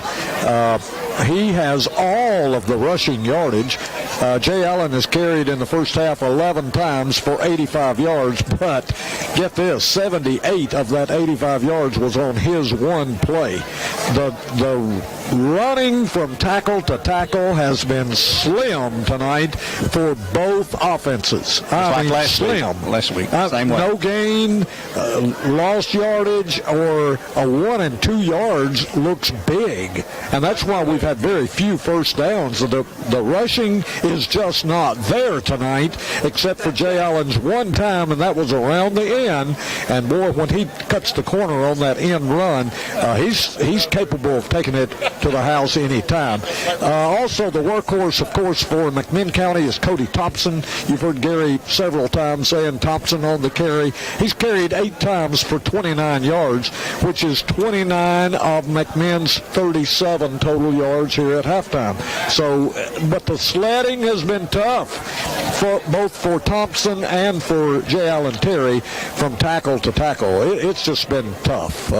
It's been a long time since we've played and had a 21-3 lead, and only, if you take away the one run by J. Allen Terry, we only have 7 yards total rushing. So, but now we've had good passing. Demarius Ballard 3 for 6, and Rogers and Gorey have hauled in a couple of beautiful passes, 37 and 45 yards. But that's the way it's been. McMinn was largely shut down in the first half. They did salvage that 29-yard field goal by Sullins as the clock ran out. But it's been a tough offense. Defense has dominated the game. Yep, and the Bear defense has been solid all year long. By the way, McMinn next week will play host to Howard. That will be a region matchup for them in 4-5A play next week. Right now, getting ready for the kickoff here as we wrap up our Southland Finance halftime show.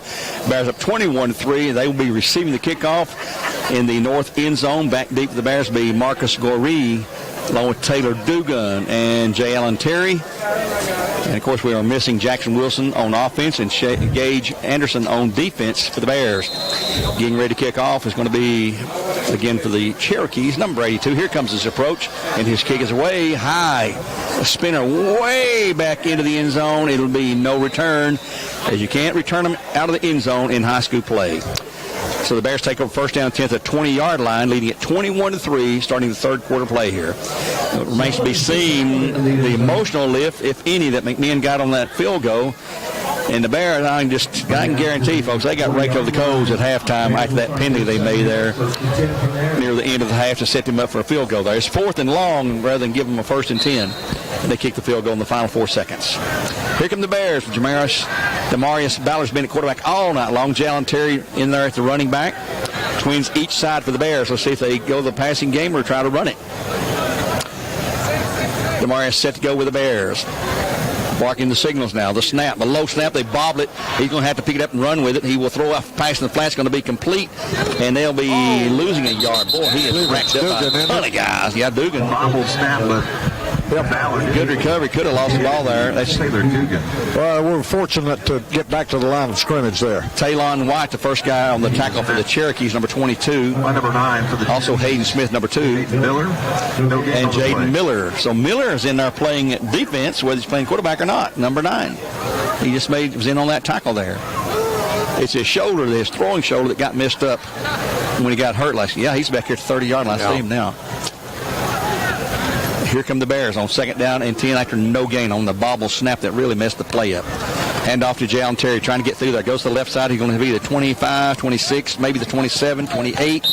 Or he is pushed and shoved out of bounds. A good gain, but it's going to be 3rd down. Jalen Terry. And looks like, where's it going to be placed at? 27. And Josh Rouse. And Marcus Gorey, very slow there on the field, looking like he's wanting to come off the field. He takes it across. Yeah, Gary, and that's the longest run other than Jay Allen's 78-yard touchdown scamper. That's the longest run that we've had out of the Bears offense. 7-yard gain, 3rd and 3, trips right side for the Bears. They need to pick up a down here and get the first and be a running play. No, pass across the middle can be complete. Wide open, 40, 45, 50, 45, 30, 20, 10. Touchdown, Bears. And J.S. Rogers. A 73-yard on 3rd and 3, and somebody is going to sleep again on McMinn County. I will check that. Flag. It is a 73-yard pass. Oh, let's see. There's a flag somewhere on the 40-something. Don't yell flag. Yep, there's a flag. Back to the 40-something. I don't see it. Do you see it, Brian? No, I sure don't. I don't know what you're talking about. Well, the announcer said a flag, but let's see. I don't see a flag. I hope he's wrong. No, they've got it at the 3-yard line for it is the a extra touchdown for point. the Bears. It's a touchdown. Yeah, they're going for the extra point. Yeah, That's going to be talking over flag has been picked up. Flag's been picked up. I didn't see the flag. Anyway, touchdown for the Bears at 11:09 to go. It took 3 plays, and again, a long, quick striking touchdown for the Bears. 73 yards on the pass play to Jamarius Rogers from Demarius Ballard. All right, fellas, there was a penalty on McMinn County. It will be enforced on the kickoff. There we go. Thank you for that clarification. That's why we got you down there, Brian. You earn your money tonight. Hey, I'm right here for you, buddy. We appreciate you. And here's the kick. It is up. And it is good again. So timeout at 11:09 to go. 28-3 Bears. Back in 30 seconds with more coverage here on the Buzz 101.3. Where games supplied to you by Wholesale Supply Group. Back in 30. Jarius Rogers, 73 yards. I was told the place I was looking for didn't exist. A place that could refine my raw talents into something greater. Where I could ask big questions about my faith, not settling for easy answers. And I could risk what's comfortable in pursuit of my dream. To join with others, find my voice, and change the world. I was told that place didn't penalty, exist. Apparently, according to Brian, we inflicted here on the kickoff against the Cherokees for L&B Appliance. And here goes the official out at the 40. He's going to mark it off. I'm not sure what the call was, but it was a defensive penalty. Here it is. I'm not sure what that signal is. That's sort of an offsides-looking penalty, but it's a 5-yard mark off. We'll kick off in the 45. We'll take that. Yeah. And Brian, what was that call? Do you know what that was? He never did give a call, fellas. I was looking right at him, and I was looking the first time, and I never did get a call. A 5-yard penalty for L&B Appliances. The Bears will kick off leading now 28-3 with 11:09 to go in the third quarter of play. Grant Haney been a busy man tonight, and we love it when he's busy. He'll approach the ball, kicking right to left, north to south. A high spinner is going to go down. Boy, good kick to the 3-yard line, to the 5, to the 10, to the 15. And he runs into heavy traffic and is brought down short of the 20-yard line. Will be a 1st and 10 for the Cherokees at that point. And the 19, I believe they'll place it down officially. Yep. 1st and 10 for the Cherokees. They're down by 28-3 now here in the third quarter play. On the road next week for Bradley to Hardin Valley in a region matchup for the Hawks of Hardin Valley Academy right there off Pellissippi Parkway. McMinn County will be home hosting Howard next week. It'll be a region matchup for the Cherokees as well, and they'll be favored to win that and over the Tigers. The handoff into the middle. He's got 5. He's got 10, 15. Break containment to east of the 40 to the 45 and run down behind. Is that Thompson or Evans? Thompson to the 46-yard line. A 37-yard gain, I believe. That's his best run, too. So both teams trying to open up a little bit here. 19 to the 47. Early in the third quarter play. 10:45 remaining. 28-yard run. Hester has the snap. Hands it off, hit in the middle. A short gain out to maybe midfield before he's pushed back down by Knox Watson. Boy, Knox is fired up. It'll be a gain of 3. Yep, 2nd down and 7 to go right at midfield for the Cherokees. Bear defense has been rugged tonight. They did have that big run right there, but other than that, except that last drive in the first half, now the Cherokees look to the sideline, switch a couple of guys to the left side of the center, overload to the left side. You'd think the play would go that way. And here's a handoff to man in the middle. He's going to be hit and stopped after a yard gain, maybe 2, across midfield to the Bear 48. Thompson again, 2-yard gain. Going to be 3rd and 4 to go. Nope, going back to 3rd and 5 to go. And Alex Brew on the tackle for the Bears, son of Mark Brew, Lee College, University.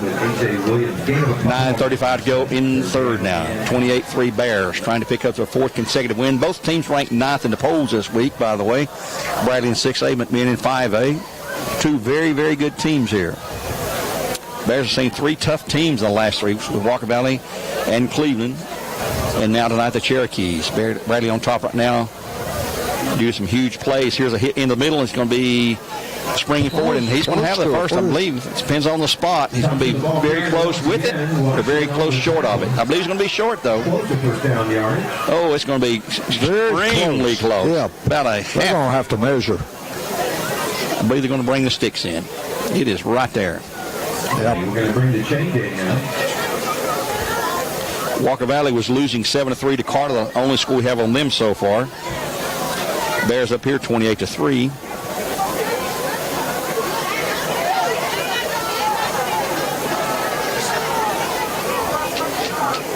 And let's see what the sticks look like and bring them out and move the teams out of the way. Put the glasses on here and see what they. It is going to be so close. It is. They got it. By just the. Well, let's see. Now they're going to straighten the chains again. No, I think it's short by inches. They're trying to roll the ball to see if it's first down. No, it's first down. They roll the ball to see if it close as you can get. To see if it touched the stick, and it did. So first 10 for the Cherokees, 8:57 to go in the third. Ball is to Bradley, 43-yard line. The Bears up 28-3 in a non-region game here between the Cherokees and the Bears for the 99th time in this series. They played every year since 1927, and 3 times they played twice in the same year. Well, here come the Cherokees. You know what they need? They need a drive and a score, a touchdown score. Hester, it's wide out, 1 each way. He will take it and hand off the man in the middle. They're getting yards up the middle, and good, another gain of 8 or 9 yards from the 43 to the 35, an 8-yard, maybe a 9-yard pickup. Out to the 34, it's a 9-yard pickup, second and 1. They're finding some holes in that Bradley defensive line right now. Thompson's carried every time this half. They've made some adjustments at halftime, just like the Bears have. Bears come out with a quick strike offense to get that quick touchdown. Took them 51 seconds to score in the third period to increase that lead to more than 3 touchdowns. 28-3 our score right now. McMinn on a second and 1, very short. They may go over the top. See what they do here. They may just try to get the first down. Yep, man in the middle has the first down. That's Thompson again down across the 30 to the 29. They're finding some running room against the Bears defense. 5-yard gain, 1st and 10 for the Cherokees. At the Bear 29 now as they are on the drive. That drive started with their 20. At the 19. 19. Yep, just a yard shy of the 20. So the Cherokees proving they can move the ball. It's 3 first downs on this drive. They only had 4 in the entire first half. Bear defense trying to figure out what to do here to stop them. 7:35 to go in the quarter. Hester rolls out to himself this time. He's got 5. He's got 10. He's going to the house. Nope. He's going to go into the end zone. Touchdown, Cherokees. 29 yards. And the Cherokees have gotten their first touchdown on a great run by Caden Hester. At 7:22 to go in the third quarter play.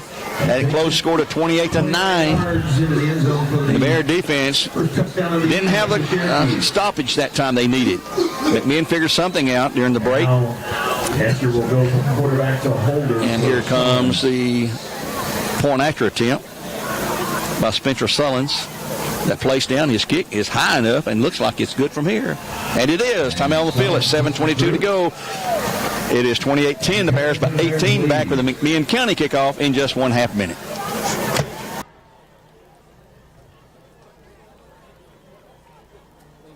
CRCC to me is a calling that God placed on my life to really step out in faith on something that I didn't think I could do, and it's been amazing to see how God's worked through it. CRCC stands for Crossroads Community Church, but we're a church that our vision is to be a life-giving church in our community. We do that through helping people know God, find freedom, discover their purpose, and then go make a difference. So that's what we're doing. Back here at Bradley Central after the McMinn County kickoff that is coming up. The Bears lead 28-10.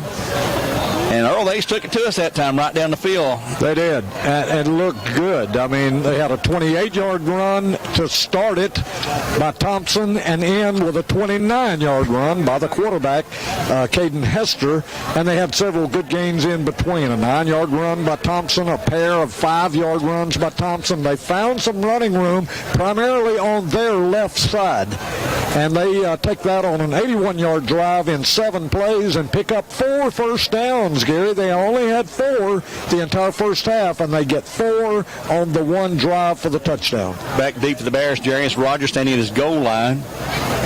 The last kick they had, they put it into the end zone. Spencer Sullins to kick also away, back deep, standing at the goal line. Jalen Terry, Marcus Goree, and Taylor Dugan for the Bears. 4 men back there. Let's see where Sullins going to kick this one to. Let's see if they wouldn't try an onside kick, I don't think, right now, but you never know. I don't think they would. And here his kick. Nope, it's a long one going into the end zone. It'll not be returned. The Bears he put that 10 yards deep in the end. At the 20-yard line, the Bears take over first 10, leading at 28-10 here in the third quarter play with 7:22 to go when the Bears snap it on the first play of this drive. Their first possession was a quick hitting score, which to score 28-3. McMinn comes right back down the field on a long drive of 81 yards. How many plays to take them there, Earl? 7 plays. 7 plays, 81 yards for a score and an extra point. Close the gap to 28-3. All on the ground, too. I'd like to remind you folks about Dale's Heating Air. For all your heating needs, just call Dale's, and that's his website, justcalldales.com. Here come the Bears. Battle in the backfield with J. Allen Terry. Twins each side for the Bears now in receiving mode. Out of the shotgun, Ballard. Hands off to Terry, hits the middle to the 20. Boy, nothing in the middle. Nothing at all. No gain. Second. Well, give him a yard maybe. Out across the 20. Yeah, give him a yard. Second down and 9 coming up. They're going to give him. That's a tough yard, too. Nothing in the middle running for the Bears here in the last couple of weeks. Been tough going up the middle. Same formation for the Bears. Nope, going to switch it. 3 men to the right side. Play signal in to Ballard. Clock at 6:51 in running here in the third. Bears up 28-10. Ballard set the snap. fakes it to Jalen Terry, and Ballard is wrapped up in the backfield for a loss. Going to lose about 3. The 18, a 3-yard loss can be 3rd down and 12 to go. Bear offense is not running tonight. It is on the passing play or the returns. So a big play for the Bear offense here, and a big play for the McMinn County defense, because the Bears need a first down. McMinn needs to hold them, and they've got the momentum all on their side. It's strange how it changes from time to time, but right now it's all McMinn County momentum. And if they can hold right here, they're going to get good field position. So on 3rd and long, let's see what the Bears can dish up here. There's the snap. The fake, back to pass. It's Ballard. Pass is incomplete into the ground. It's going to be 4th down. Punt it away. 4th down as it's thrown into the ground. The Bears will punt it away here at 5:57 to go. Clock stop. Bears up by 28-10. So the Cherokees going to have a chance to get great field position and see what they can do about the Bear lead. And Skylar Perkle, the youngster, is going to kick from his own 2-yard line or so. He's been a busy man tonight as well. It's been a kicking game for sure. No mistakes here. Perkle will take the snap right there, as Earl said, near the 2-yard line. Good snap. No rush. High. Oh, nice punt. A fair catch called for and made it to Bear 40. About the 47. It's 47 where the Cherokees take over in great field position, trailing at 28-10. We'll take a 30-second timeout here, or Taziki's will be back with more live coverage on the Buzz. 101.3, back in 30. I was told the place I was looking for didn't exist. A place that could refine my raw talents into something greater. Where I could ask big questions about my faith, not settling for easy answers. And I could risk what's comfortable in pursuit of my dream. To join with others, find my voice, and change the world. I was told that place didn't exist. Then I found Lee.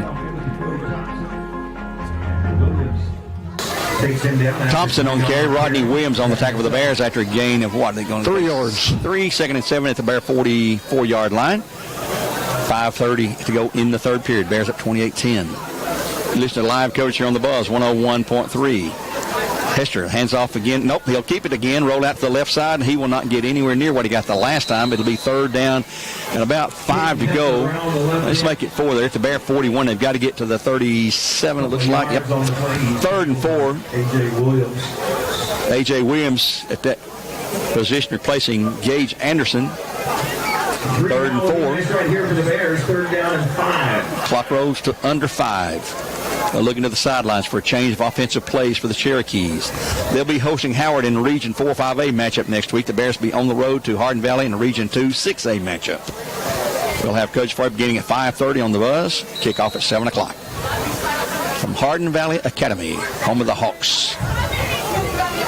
And here comes the Bear limping off the field. Who is this now? That's Goree. That's Goree, yep. I'm telling you, we're the walking wounded right now. Going we in, sure are. Him be number 30. We're going to enjoy that week off here and week after next. Looks like Landon Goins maybe went in at 39. I believe it was the number. So here we go. They stopped the clock momentarily to get him off the field. That's Marcus Goree. He probably went straight to the trainer. I'm not looking. We'll find out from Brian down and get a chance. It's obviously limping, so it's some kind of issue with his leg, I believe. Brian, if you find anything, let us know, bud. All righty.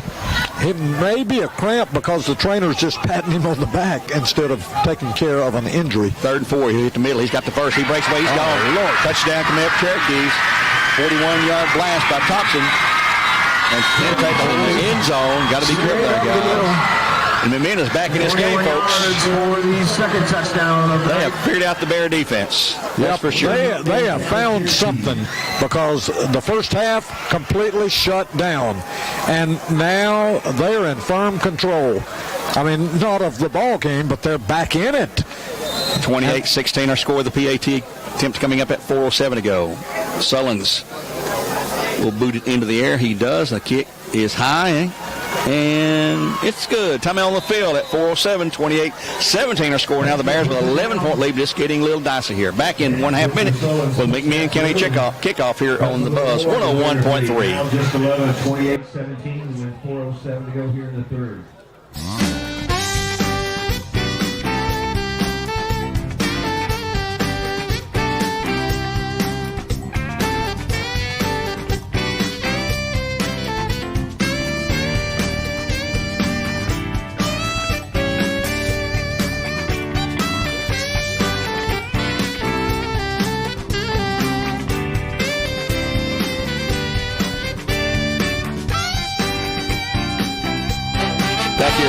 Getting ready for a McMinn County kickoff again. They scored 2 quick strikes here in the third quarter to cut it 28-17.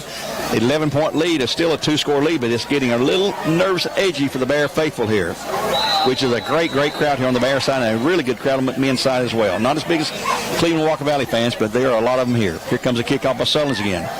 He's been putting them into the end zone. This one will go into the end zone as well. There'll be no return again, bring it out to the 20-yard line. And McMinn's got everything momentum-wise going their way. The Bears have it first down and 10 to the 20 with a 28-17 lead.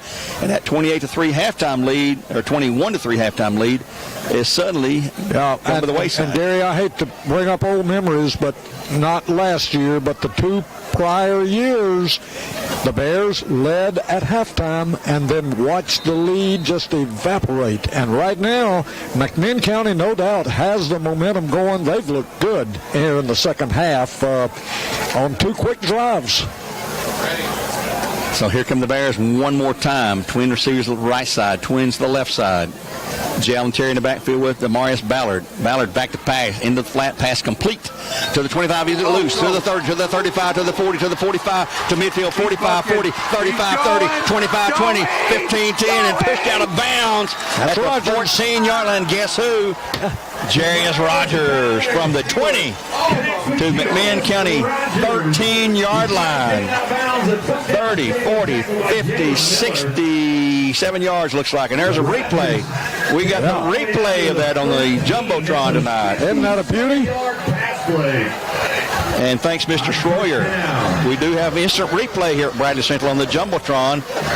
And to see, that was a 30, 40, 50, 67-yard run, I believe, for the Bears. And first down for the Bears in Cleveland forward. Bears needed that in the worst way. Hand off Jalen Terry into the middle. He's going to be inside the 10, down to about the 9. Gain of 4, 2nd and 6 for the Bears. 3:43 to go. Boy, the Bears need a touchdown right here better than anything. That was a 56-yard pass to Rogers from Demarius. 2nd down and 6. Ball at the 9. Trips left side this time of the Bears. Ballard hands off. Jalen Terry into the middle. He's hit to the 5. They push him down to the 4, to the 3, to the 2-yard line. And he's close. Maybe 1st and goal there. I think he's got the first. And it will be a time call. Let's see. The stick. That's a first down. 1st and goal for the Bears and Cleveland forward at the McMinn County 2-yard line. 7-yard run right there. Quickly. Here's Jalen Terry. He will punch forward. Is he in the end zone? He's close. No call yet. Oh, my. No, boy, he is right there again, maybe a foot away, if that far. 2nd and goal, inside the 1, deep inside the 1, just outside the goal line. We'll call it the 1. It's inside the 1 again. Bears line up quickly. Ballard, is he going to go under center this time? Yes, he will. Here comes a push. He'll dive into the end zone, maybe. He's in. No sign yet. And they're going to say he did not get in. It's going to be 3rd and goal. No gain. Boy, he's close.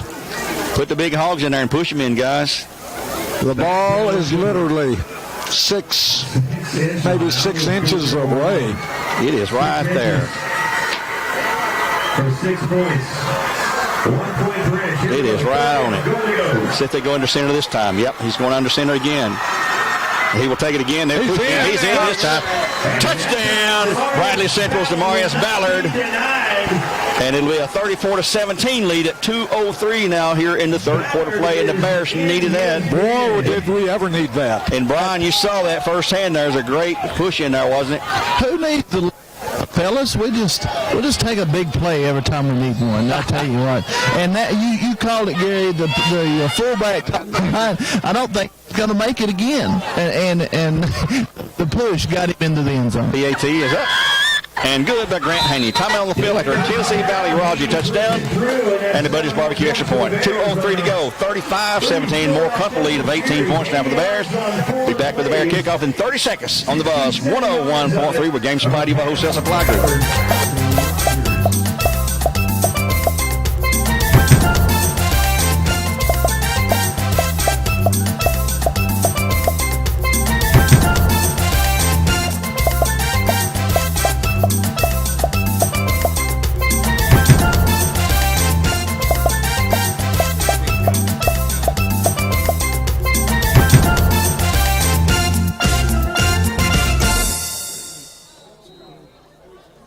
back here at Bradley Center getting ready for another Bradley kickoff. They lead now 35-17. And just got word from my good buddy John Cobman, who's watching the game and listening to our broadcast tonight, and that Spencer Sullins is every bit of a D1 prospect. He's putting the ball into the end zone, and he's booming some high punts. So he's a great kicker for the Cherokees.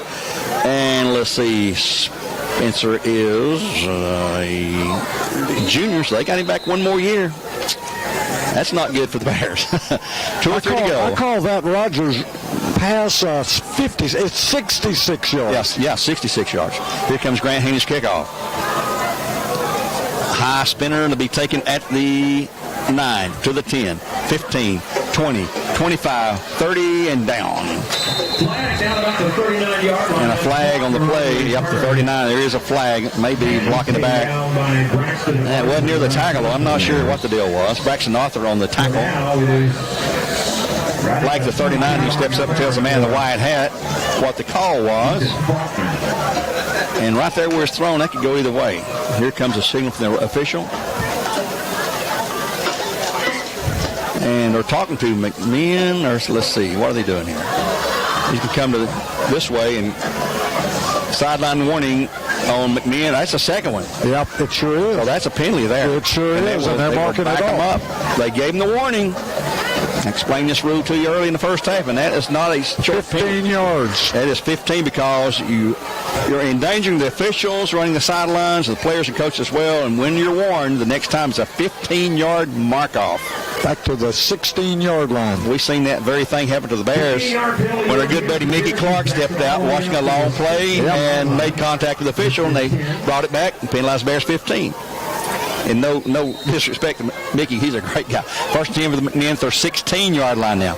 Hand off in the middle. No, it's going to be Hester trying to get outside. Boys be caught and brought down. That's a good tackle. That's a good tackle. Let's see who this is. One-on-one. That's number 8, Goree, and he's limping. Yep. He still hasn't shaken off the effects of that injury just a few minutes ago. Back to the 13, loss of 3, second down and 13. But boy, that was a great open field one-on-one tackle. That was. It just knocked his legs off from under him. Yeah. That's what you should understand. If you take their legs away, they're not going anywhere. You do this arm tackling, shoulder tackling, they can break away. On second and 13, this should be, we think, a passing play, but they have really been able to run the ball against the Bears. Handoff, and the man in the middle is going to be getting outside to the left until some yards back to the 15. Boy, he is hammered. Just across the 15-yard, going to be third down. Thompson on the carry. And Rehagen on the tackle. It'll be third and just a shade more than 10 yards to go. Call it third down, 11 to go. At the 15, the play started on the 16. Clock's at 47 seconds to go in the third quarter. The Bears up 35-17 here. In a non-region matchup with the longest foe we have going, second longest series in the state, that is McMinn County. Bears shifting to defensive lineman now. Hand off in the middle, and he has stopped dead in his tracks. He will lose yardage. From the 15 back just inside the 15. It's going to be fourth and 11 to go. And here comes the punt team for the Cherokees. And they'll probably let the clock run out here with only 20 seconds to go before they line up and kick it off. Back deep again, the exciting, the electric Jarius Rogers. And boy, it's going to be hard to keep me from naming him player of the game. I'm telling you that, guys. So right now, I agree with you. Brian, you guys can get ready for it. He's got my vote right now. And that will end the third quarter play. Let's take a timeout here for Cherokees at Bradley Central's Bears Stadium with a score of 35-17. The Bears on top. Let's get ready for the fourth period of play back in 1 minute on the Buzz 101.3, where game supplied to you by Wholesale Supply Group. Hey guys, this is Austin with Let's Bounce Rental. We're here to provide a quality inflatable for a great price. We have over 17 that's available, and we are easy to book and hassle-free. So you will never go wrong with getting a party done by Let's Bounce Rental. We are always here to provide a great service. Our crew is dedicated to make sure your equipment arrives on time, set up properly, and without any hassle. Our job is to make sure you have access to the best inflatables so you can have the most fun possible at any event. Whether it's a school event, church gathering, or birthday party, we have the equipment for you. The best part is that we are a locally owned company. We pride ourselves on making sure our customers are taken care of. So the next event you have, plan for success with Let's Bounce Reynolds. Call us today at 423-435-4311 or reach us by email or website. Thank you. This is Julie Gamble and our team doctor, Dr. Jason Spangler.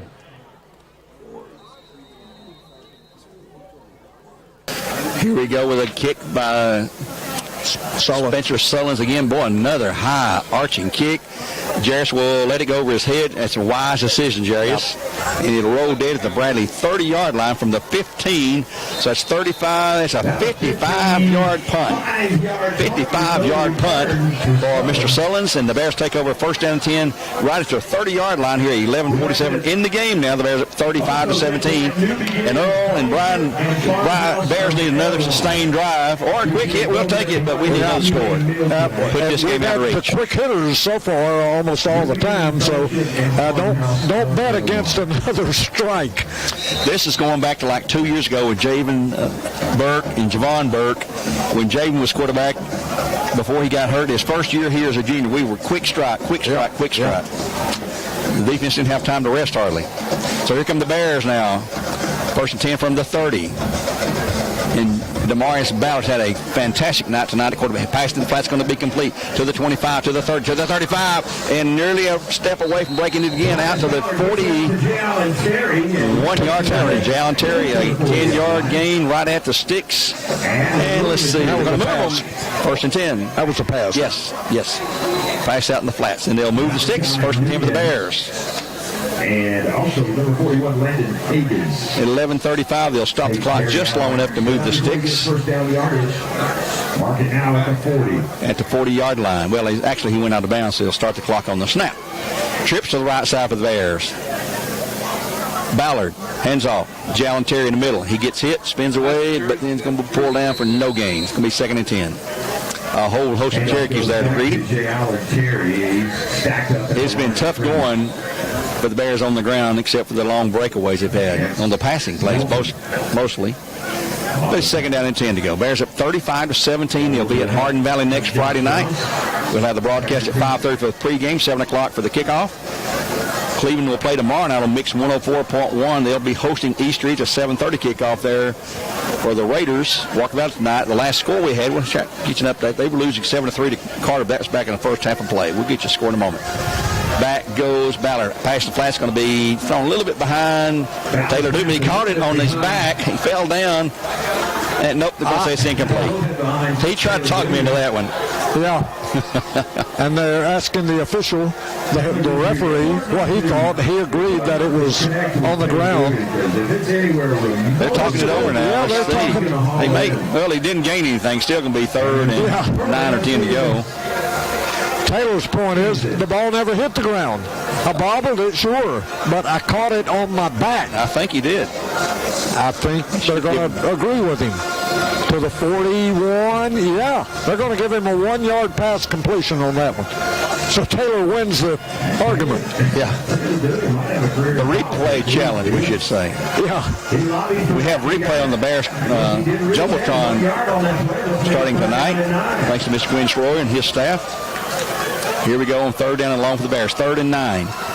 And it's a quarterback draw. It's going to be Demarius Ballard. 5-10. He's got 50, and he'll step out of bounds wisely at the 42-yard line, Cherokee territory. A 1st and 10 for the Bears. And Cleveland forward from the 41 to the 43. 9 and 7, 16-yard pickup for Demarius Ballard and the Bears. I agree with your math. Bears need to sustain this drive here. 16 yards. Get another score. Another first down for the Bears. It's been an up and down, not a yo-yo type of night, but it's been interesting so far. Bears up with a pretty good lead, 35-17 with the ball. Back goes Ballard to pass, rolls out to the left, going to have to run it. He's going to have, 3-4 yards down inside the 40 to the 39, a gain of 4, 2nd and 6 coming up. That's better than the 1 and 2 yard stuff or no gain. Ballard picks up 4 yards. At halftime, Carter 7, Walker Valley 3. Winless Carter leading 7-3 at halftime over Walker Valley. That surprises me. I thought Walker Valley had a fairly easy one there. There are none that are easy, I guess. Maybe Walker Valley thought the same thing. Yeah. Boy, you just never know in high school. Bradley with trips right side.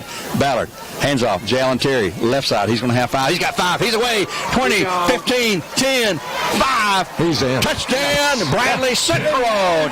Jalen Terry, 39 yards, and another big play and a flag. Do we have a flag? For now, it's the third touchdown. Yes, I think we do. Hell, it's coming back, folks. That's going to be holding. This is coming back. A block in the back or holding.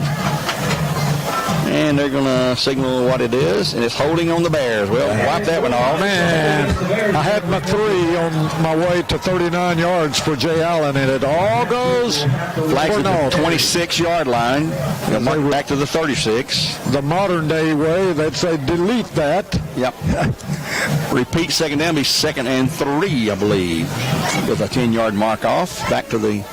Well, they're going to give him credit for some. Let's see, back to the 36, so they'll give him to the 26. That's a 13-yard run, Gary. Be 2nd down and 3 after the mark off at the 36-yard line in Cherokee territory with 10-16 now to remain in the game. Another great turnout tonight. And, folks, it's been fun every game we've had here at home. We'll be on the road next week. Handoff, Jalen Terry in the middle. He's going to have 1, 2, 3 yards, maybe down to the 32. So a gain of 4. And he should have maybe a first. Simon Mullis. Simon Mullis on the carry. And it is a 1st and 10 for the Bears. And Cleveland Ford. Simon Mullis on the carry. A 4-yard gain. It was 2nd and 3, so he does have the first down by 1 yard. Simon played against the Cherokees last year and had a good game. Yep. He got hurt, if you recall. Pretty severe injury last year. And missed a ton of games. They move the chains. It's 1st and 10. It's good to see him back on the field. 9:42.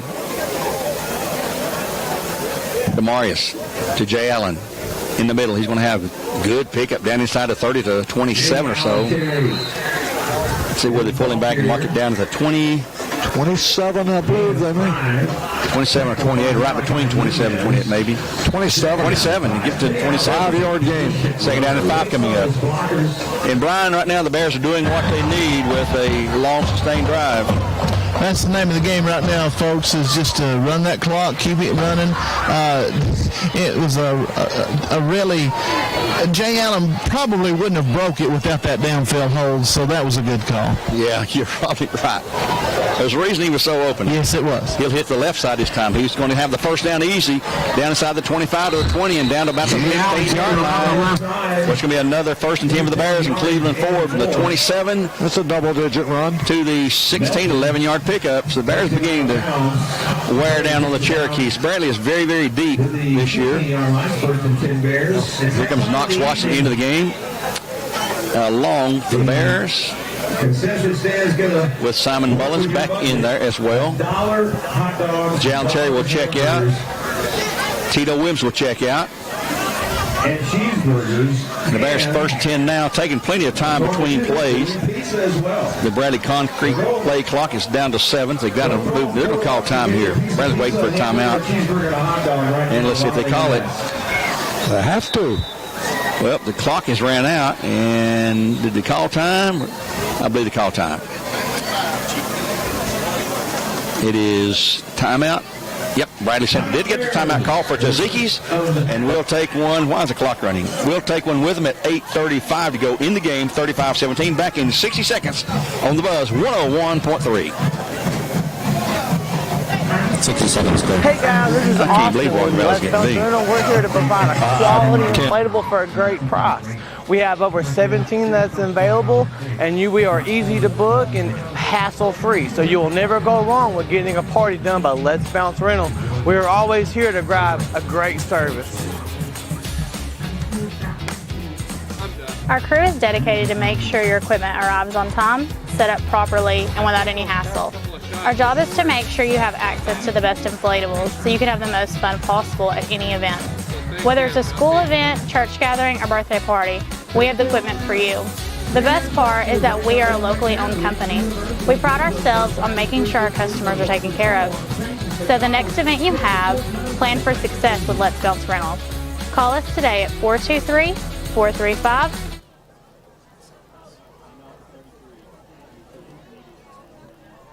15. Simon Mullins on the next carry down to the 15-yard line. It's going to be a yard. Second down and 9 after a 1-yard pickup. Jay Allen checking in. Simon will check out. Jay Allen back in the game. Got a blow there and they called time too, so he got extra time there. Sometimes that's what they need. Jay Allen just a sophomore. Only a sophomore. Boy, he is solid, stout as a rock. I've seen him in street clothes. Man, he is just built. He'll take the handoff again, try to hit the middle, go to the right side. Now he's got 5, he's got 10. He's down inside the 1-yard line, running like Jackson Wilson, we would say, from the 15 to the 2. He had some good blocking early, but the last 4 yards, he just bulled his way. At the 2-yard line, you first and go for the Bears, and Cleveland forward, 7:43 to go. First and goal to go, Bears from the 2. And Jalen Terry deserves a chance to carry this into the end zone again. They'll shift Knox Watson to the left side as a blocking back. Hands it to Terry. He'll hit the left side, and he is hit in the backfield and pulled down. Going to lose yard. Taken that time by number 9 for the Cherokees, and that is Jaden Miller, the injured quarterback. So obviously he can play defense. Yeah, he lost a yard, Gary. Back to the 3 now. Second and go from the 3. They can say 4 on the scoreboard. And it is closer to the 4 than the 3, actually. It's in between. Second down and go. Clock's at 7:01. It'll be under 7 when we run this next play. Bears need one more touchdown to put this completely out of reach. 35-17 our score.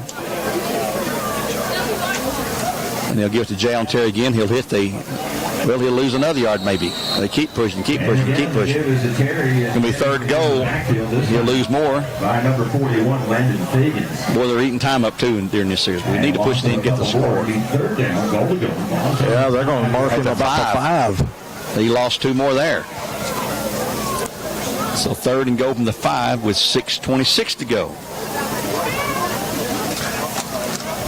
Bradley Contents to take a long time to signal in the play. Make a long count, kill some time. They're smelling sweet victory. If they don't get it down to about the 1 or score here, we may be looking at a Grant Haney short field goal. I'm sure we will. I believe the Bears going to call time again, and there's timeout call by the Bears. Their second of the half. We'll take one with them at 6:02 in the game. A Taziki's timeout for the Bears. We'll be back in 1 minute on the Buzz 101.3, where games are supplied to you by Wholesale Supply Group. Hey guys, this is Austin with Let's Bounce Rental. We're here to provide a quality inflatable for a great price. We have over 17 that's available, and we are easy to book and hassle-free. So you will never go wrong with getting a party done by Let's Bounce Rental. We're always here to provide a great service. Our crew is dedicated to make sure your equipment arrives on time, set up properly, and without any hassle. Our job is to make sure you have access to the best inflatables so you can have the most fun possible at any event. Whether it's a school event, church gathering, or birthday party, we have the equipment for you. The best part is that we are a locally owned company. We pride ourselves on making sure our customers are taken care of. So the next event you have, plan for success with Let's Bounce Rental. Call us today. Sponsors, you can see their signs on the north end of the field. The Center for Sports Medicine, Walters Car Wash, Bank of Cleveland, McDonald's. Well, the Bears burned their second time out of the half. They're down with just 1 timeout left, but they lead at 35-17. In their third and goal on the 5-yard line early. Do you pass it? You throw it? What do you do? I'm not sure. I'll tell you who's back here behind the bench is Grant Haney. He's loosening that leg up. Here comes a snap. Man in motion, Knox Watson. He just received H-back to block and give to Jalen Terry. Going around the right side. He's not going to get there. They're going to run him out of bounds. There's a flag. They might have had a face mask. I believe they grabbed his face mask if I saw that right. As they rode him out of bounds.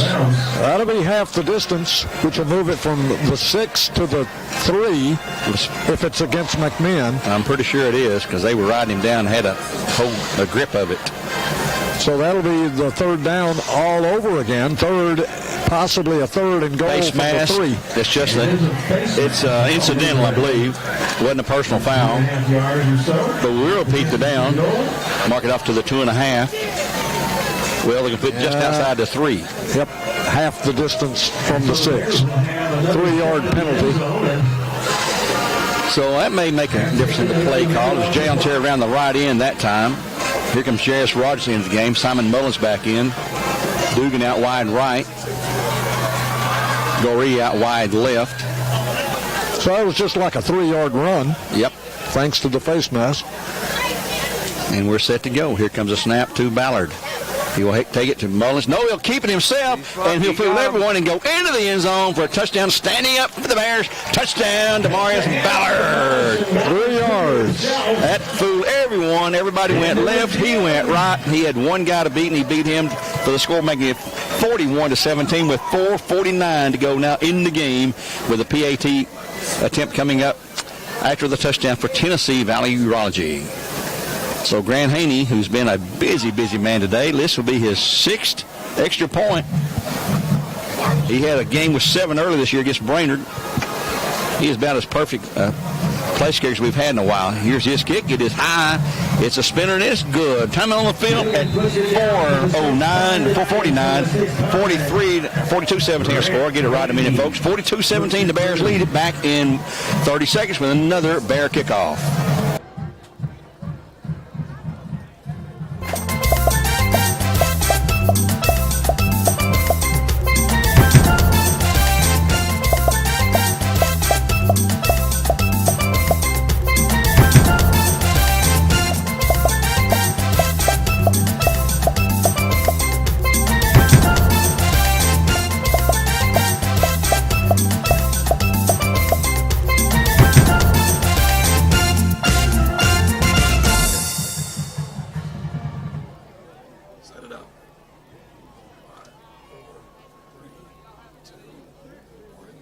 The Bears got exactly what they needed that time with another long drive that really put this game out of reach.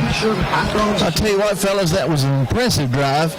Then you get down to the goal line, going got a little tougher, but the Bears run some clock, which was the most important thing, and pushed it in and put the game out of reach. 42-17 with a kickoff. Earl, recap that.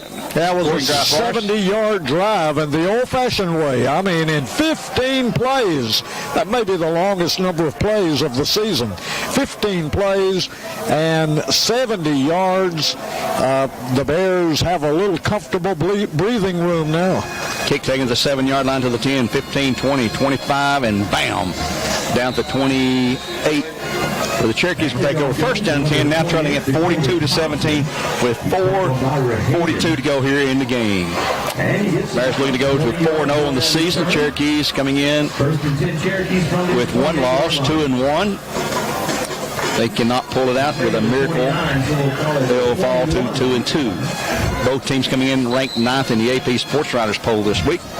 And you know they're going to come out throwing the ball here, I would think. Hester set. Hands it off to his running back. So I'll shows you what I don't know. He'll move it out to the 35, a 6-yard gain. 2nd down and 4. That's Thompson again on the carry. And Gary, I just noticed this is the first time they've had their hands on the ball this entire quarter. We used 7.5 minutes on that drive. That's right. Yeah. Handoff again, the running back in the middle. He's got the first down out across the 35 to the 40 to the 42. 1st and 10 for the Cherokees. More on the tackle.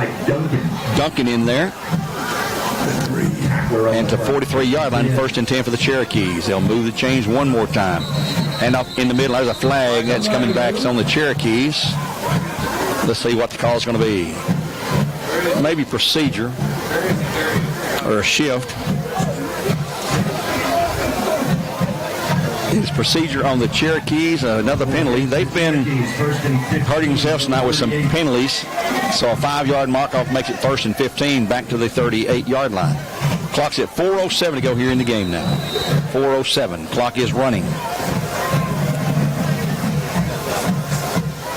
Hester hands it off again in the middle. He'll gain maybe a yard or 2. Boy, there's a bunch of Bears forcing back there at the 40-yard line. A gain of 2 to the 40. Watson and Williams. 3rd down or 2nd down, make this a repeat of 1st. So 2nd down and 13 to go at the Cherokee 40-yard line with 3:38 in the game. Hester, the handoff. No, he'll keep it this time. Run. He'll have the first down out across midfield of the 45 and still going to the 40 and push out of bounds at about the Bear 37 and mark it out. He has flashes of brilliance. That was a good run right there by Hester. From the 40 to the 37, so that's what? 10 and 37, 23 yards. 3-yard gainer and a first down for the Cherokees at 3:25. He pushed him out of bounds, so it'll stop the clock at the Bear 37. Bears at 42-17. They're going to go to 4-0 on the year, and there's a plunge into the middle by Thompson. And he will go to the 35 for a gain of 2, second down and 8 coming up. Bears have adjusted on defense. They've shut down the inside run. Hester's hurt him on that outside. And he is a running back. Normally he's playing quarterback tonight with injury to Jaden Miller, who is playing on defense tonight. Clock's at 2:59. Again into the middle. He's going to have 5, 6, 7 yards. Down inside the 30 to the 28. So it'll be a 7-yard gain. Cody Thompson once again to carry. Just shy. Cody Thompson. Where's he going to be? Third down. 28. Yard to go. Quickly. Under center. Or not under center, but set to snap it. Thompson hits the middle. I don't know if he got it or not. Well, I believe he did with the forward progress down to the 20. Yeah, he just had to go to the 27, and he's got that. Well, he's right there. And they're looking it over. Yeah, it's close, but I think they have it. Are they going to move the chains or not? I don't believe they are. Comes in, it says first down. Yeah, they're saying it's now they're saying it's first down. Yeah. It is first down. It looked like it.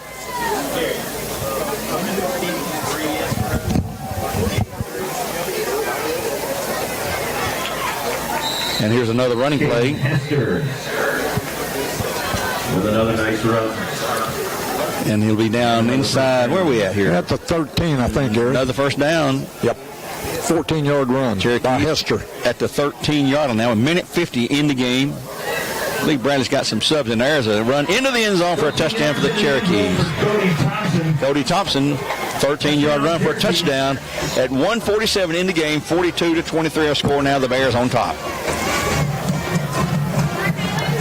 So we have an extra point attempt coming up by Spencer Sullins. The juniors had a really, really strong night of kicking, and he is one of the best kickers we've seen in a while. Punting and kickoffs, he's got it all. Yeah, his last punt went 55 yards. He's an excellent kicker. He'll be punting in college somewhere. Here's his kick. A little bit of a low line drive, but it's good. Time on the field at 1:47, 42-24. We'll take a quick 30-second timeout, and we'll come back to the buzz here at Bradley Central's Jimmy Level Field and with a kickoff here in just 30 seconds. 1:47 left to go with this one. CRCC to me is a calling that God placed on my life to really step out in faith on something that I didn't think I could do, and it's been amazing to see how God's worked through it. CRCC stands for Crossroads Community Church, but we're a church that our vision is to be a life-giving church in our community. We do that through helping people know God, find freedom, discover their purpose, and then go make a difference. And so that's what we're doing every week, is helping people discover their jam. Back here at Bradley Bears Stadium, 42-24 our score. The Bears lead it with minute 47 to go. As we get close to wrapping this game up, the Bears would like to take this kick and just grind it into the ground and run out the clock and go home with a victory. McMinn be kicking off, and going back for the Bears to receive be number 5, Mason Goree. Not Marks, but his brother Mason, who's a sophomore, number 5. McMinn's probably going to go for the onside kick. That's what Bradley's expecting. They've got 10 guys up front on the front line, 5 on the front line, 5 right behind them, and Goree back there deep, Mason Goree. Here comes Spencer Sullins. Let's see if he's got any kind of special onside kick.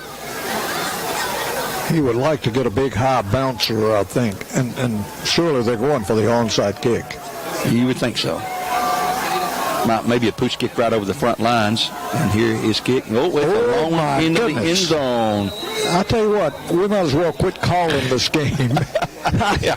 Predicting what's going to happen, just watch it unfold. Get somebody that knows what they're doing up here, Earl, because you and I sure know.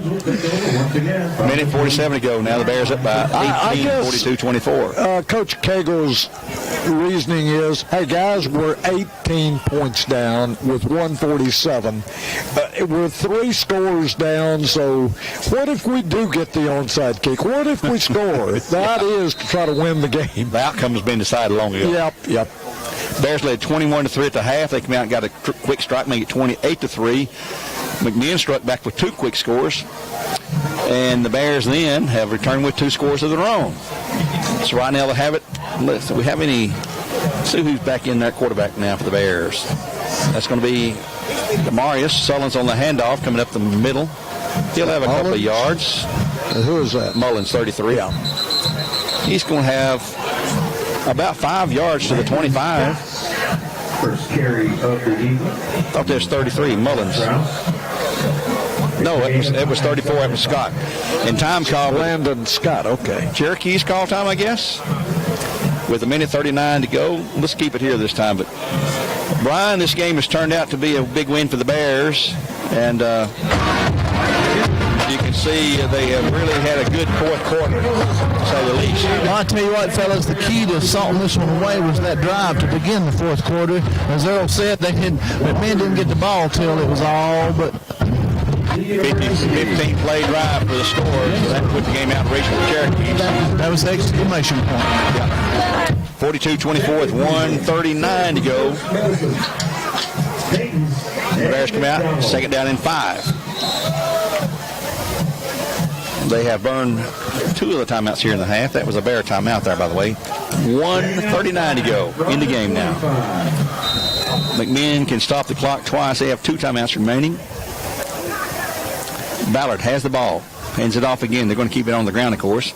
And up to the 27-yard line, be 3rd and 3. And that was Scott again, number 34. And there's a time call by the Cherokees. That'll be their first. Now they're going to say they just have 1 left now. So let's take one on behalf of Tzatziki's in the Target Shopping Center. 1:32 to go in the game. 42-24, the Bears on top. We'll be returning in 60 seconds here on The Buzz, where games are supplied to you by Wholesale Supply Group. Back in 1 minute. Hey guys, this is Austin with Let's Bounce Rental. We're here to provide a quality inflatable for a great price. We have over 17 that's available, and we are easy to book and hassle-free. So you will never go wrong with getting a party done by Let's Bounce Rental. We are always here to provide a great service. Our crew is dedicated to make sure your equipment arrives on time, set up properly, and without any hassle.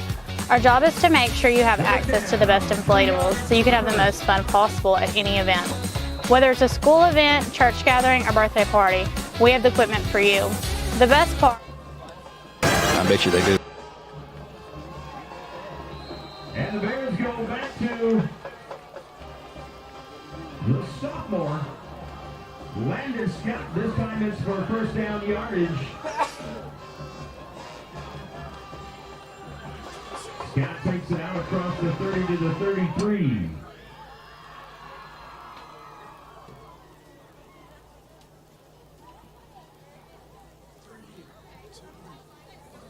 Back here at Bradley Central with 1:08 in the game. Landon Scott on the carry there gets a first down for the Bears at the 31-yard line. 33-yard line would be a 1st and 10 for the Bears in Cleveland Ford. The Bears go into victory formation. Now under center will be Demarius Ballard. He will back up and take a knee. McMinn does have 1 timeout, but I don't believe they want to waste the final timeout here with only 49 seconds to go. The Bears will probably run 1 more play. It's going to be second down after he takes a knee.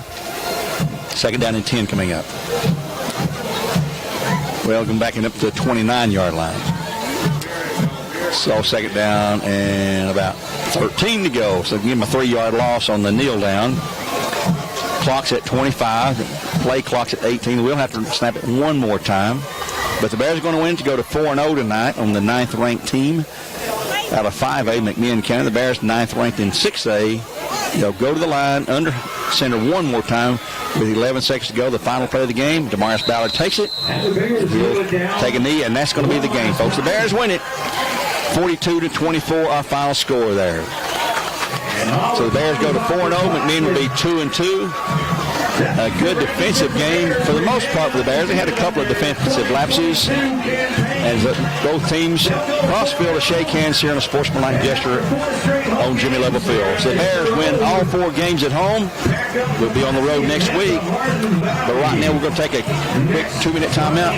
Or Gene Stell will come back with our player of the game, and we'll announce that and our play of the game when we return here on the Buzz. 101.3. Get ready for our Gene Stelly post-game show. Back in 2 minutes. Against Howard High School. Hey guys, this is Austin with Let's Bounce Rental. We're here to provide a quality inflatable for a great price. We have over 17 that's available, and we are easy to book and hassle-free. So you will never go wrong with getting a party done by Let's Bounce Rental. We are always here to provide a great service.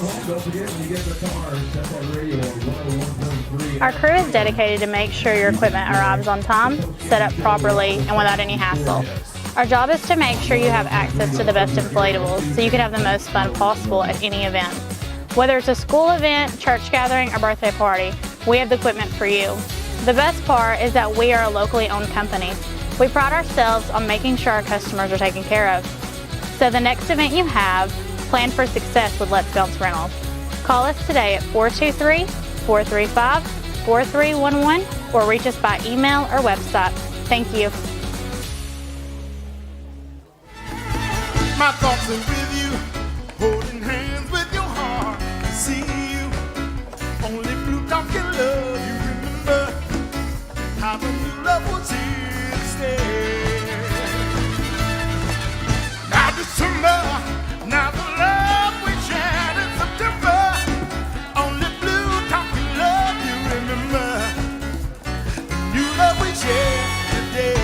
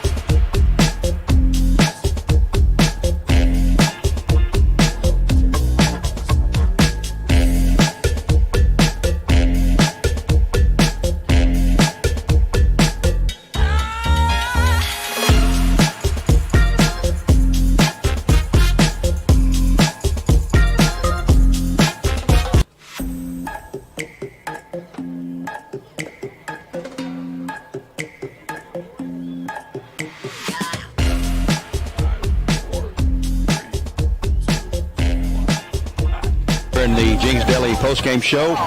Brian Grisham's on the field trying to grab our player of the game for our Dale's Heating there, which would be Jarius Rogers, who had an amazing game. We'll give you stats here in a moment as Brian's letting the players wade through him.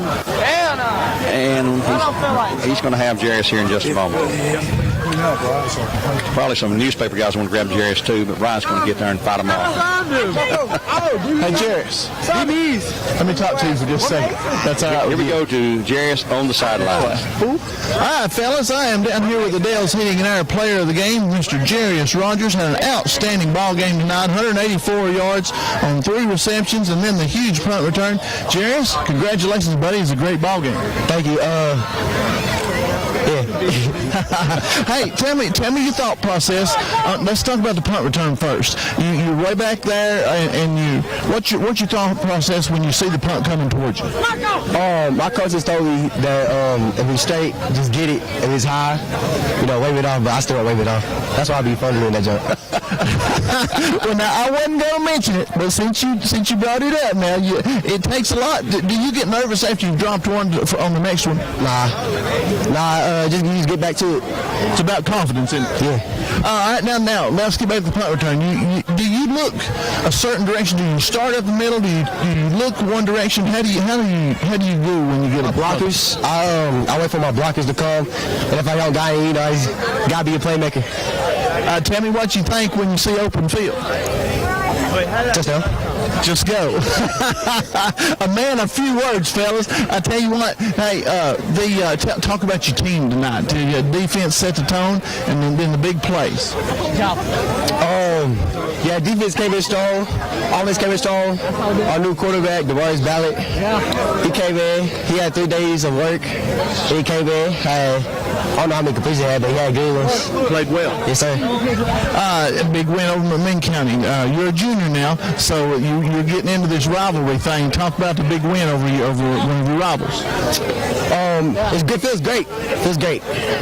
4-0, number 9 in the state. That feels pretty good too. Yeah, it does. Absolutely. Well, buddy, congratulations. We appreciate you talking with us here on the Dale's Heating Air Player of the Game. We've developed a following here. Back up to you fellas in the booth. Okay, thank you there, Brian. We're being joined now by Damon Floyd.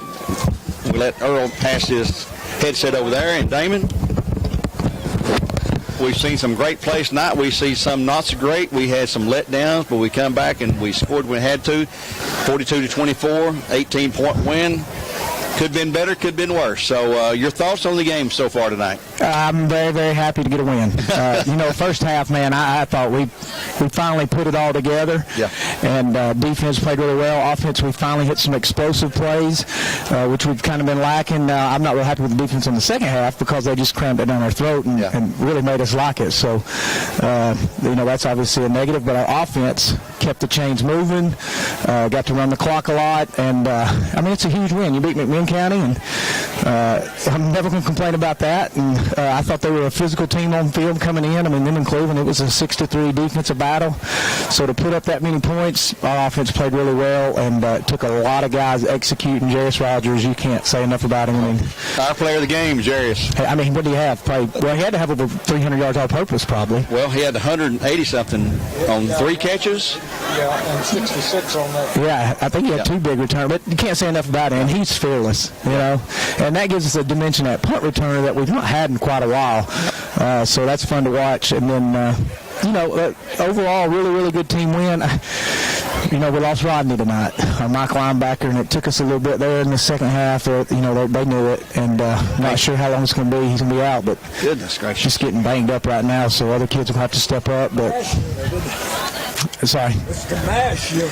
It is, and I told them, everybody at some point you're probably going to get an opportunity, if you're on varsity, and you don't want to ever want anybody to get hurt on either team, but this is a tough sport, and it's going to happen, so that's why other kids practice, and they got to go in and be ready. But Rodney's such a good kid, man. He's such a leader for us, so hopefully we get good news. It's not too bad, but it didn't look good. You said earlier in the week we need some explosion on offense. We need some big plays, and boy, tonight we had a lot of big plays. Yeah, they just seemed to work really well for us. DeMarius Ballard at quarterback. Yep. What a game he had. We could name him our player of the game. He made some good plays. He adds a dimension by his feet, but it's got to keep a defense honest. And he scored a touchdown, had a couple of good runs, so he's got to get more comfortable there. But I thought overall just a really good team win. Our offensive line, man, that's a tough defense, and I thought our offensive line, they lost some battles, but they won more than they lost, and that's the end result you'll get if you win more than you lose in individual battles. Well, we'll go back into the region. Our first road game of the next week at Hardin Valley, the Hawks up there, Hardin Valley Academy. They've had a struggle so far, but they'll be ready. They play tomorrow night. We're playing on Thursday. You like these Thursday games, don't you? Yeah, well, we looked at the weather, and obviously it doesn't like it's going to rain tomorrow, but everybody wonders why. I tell you why. I love playing on Thursday because now we get tomorrow off, and our kids get an extra day, which that's what they need at this point. But the other thing is, and you've been in them too, is when we do have, it's not the rain. Yeah. It's if it lightens. Yes. And then you're delayed. We've been at home at 4 o'clock in the morning, and that's not fun. No. So if we get a chance to move it up because there might be a slight chance of thunderstorms, then I'm going to be all over it as long as Dr. Cash and Mr. Spangler like it. Well, obviously a big win of the Cherokees, our 99th game. We've won 55 of those. Lost 41, tied 3, and it's like we talked early in the week. They look at us like we look at Cleveland High School. We're their biggest rival, and our guys seem to catch on to that kind of thing. Yeah, but you know what? I think it's a healthy rival too, though. It is. And me and Bo, honestly, we didn't quite get along early on, but we've been around, I guess, for a while now. So I do have a lot of respect for him and the program he runs because his kids are going to play hard. They play with class, and it's just a great rivalry, and it's obviously very competitive. So we're happy to get this one. Well, congratulations on the win tonight. Let's get ready for Hardin Valley next week. Region matchup. It'll really be a big game for us. It is, and we don't know a whole lot about Hardin Valley. They got a new coach, so I'm sure they'll have some excitement. But big region game. Okay. We'll take a break. Be back here on the Buzz 101.3 on Jenkins Daily Postgame Show with the Earl Stats in 2 minutes. Thank you, Coach. Thank you. Hey guys, this is Austin with Let's Bounce Rental. We're here to provide a quality inflatable for a great price. We have over 17 that's available, and we are easy to book and hassle-free. So you will never go wrong with getting a party done by Let's Bounce Rental. We are always here to provide a great service. Our crew is dedicated to make sure your equipment arrives on time, set up properly, and without any hassle. Our job is to make sure you have access to the best inflatables so you can have the most fun possible at any event. Whether it's a school event, church gathering, or birthday party, we have the equipment for you. The best part is that we are a locally owned company. We pride ourselves on making sure our customers are taken care of. So the next event you have, plan for success with Let's Bounce Rentals. Call us today at 423-435-4311 or reach us by email or website. Thank you. My thoughts are with you, holding hands with your heart. See you, only blue dog can love you. Remember how the new love was here to stay. Now December, now the love we shared in September. Only blue dog can love you. Remember the new love we shared today.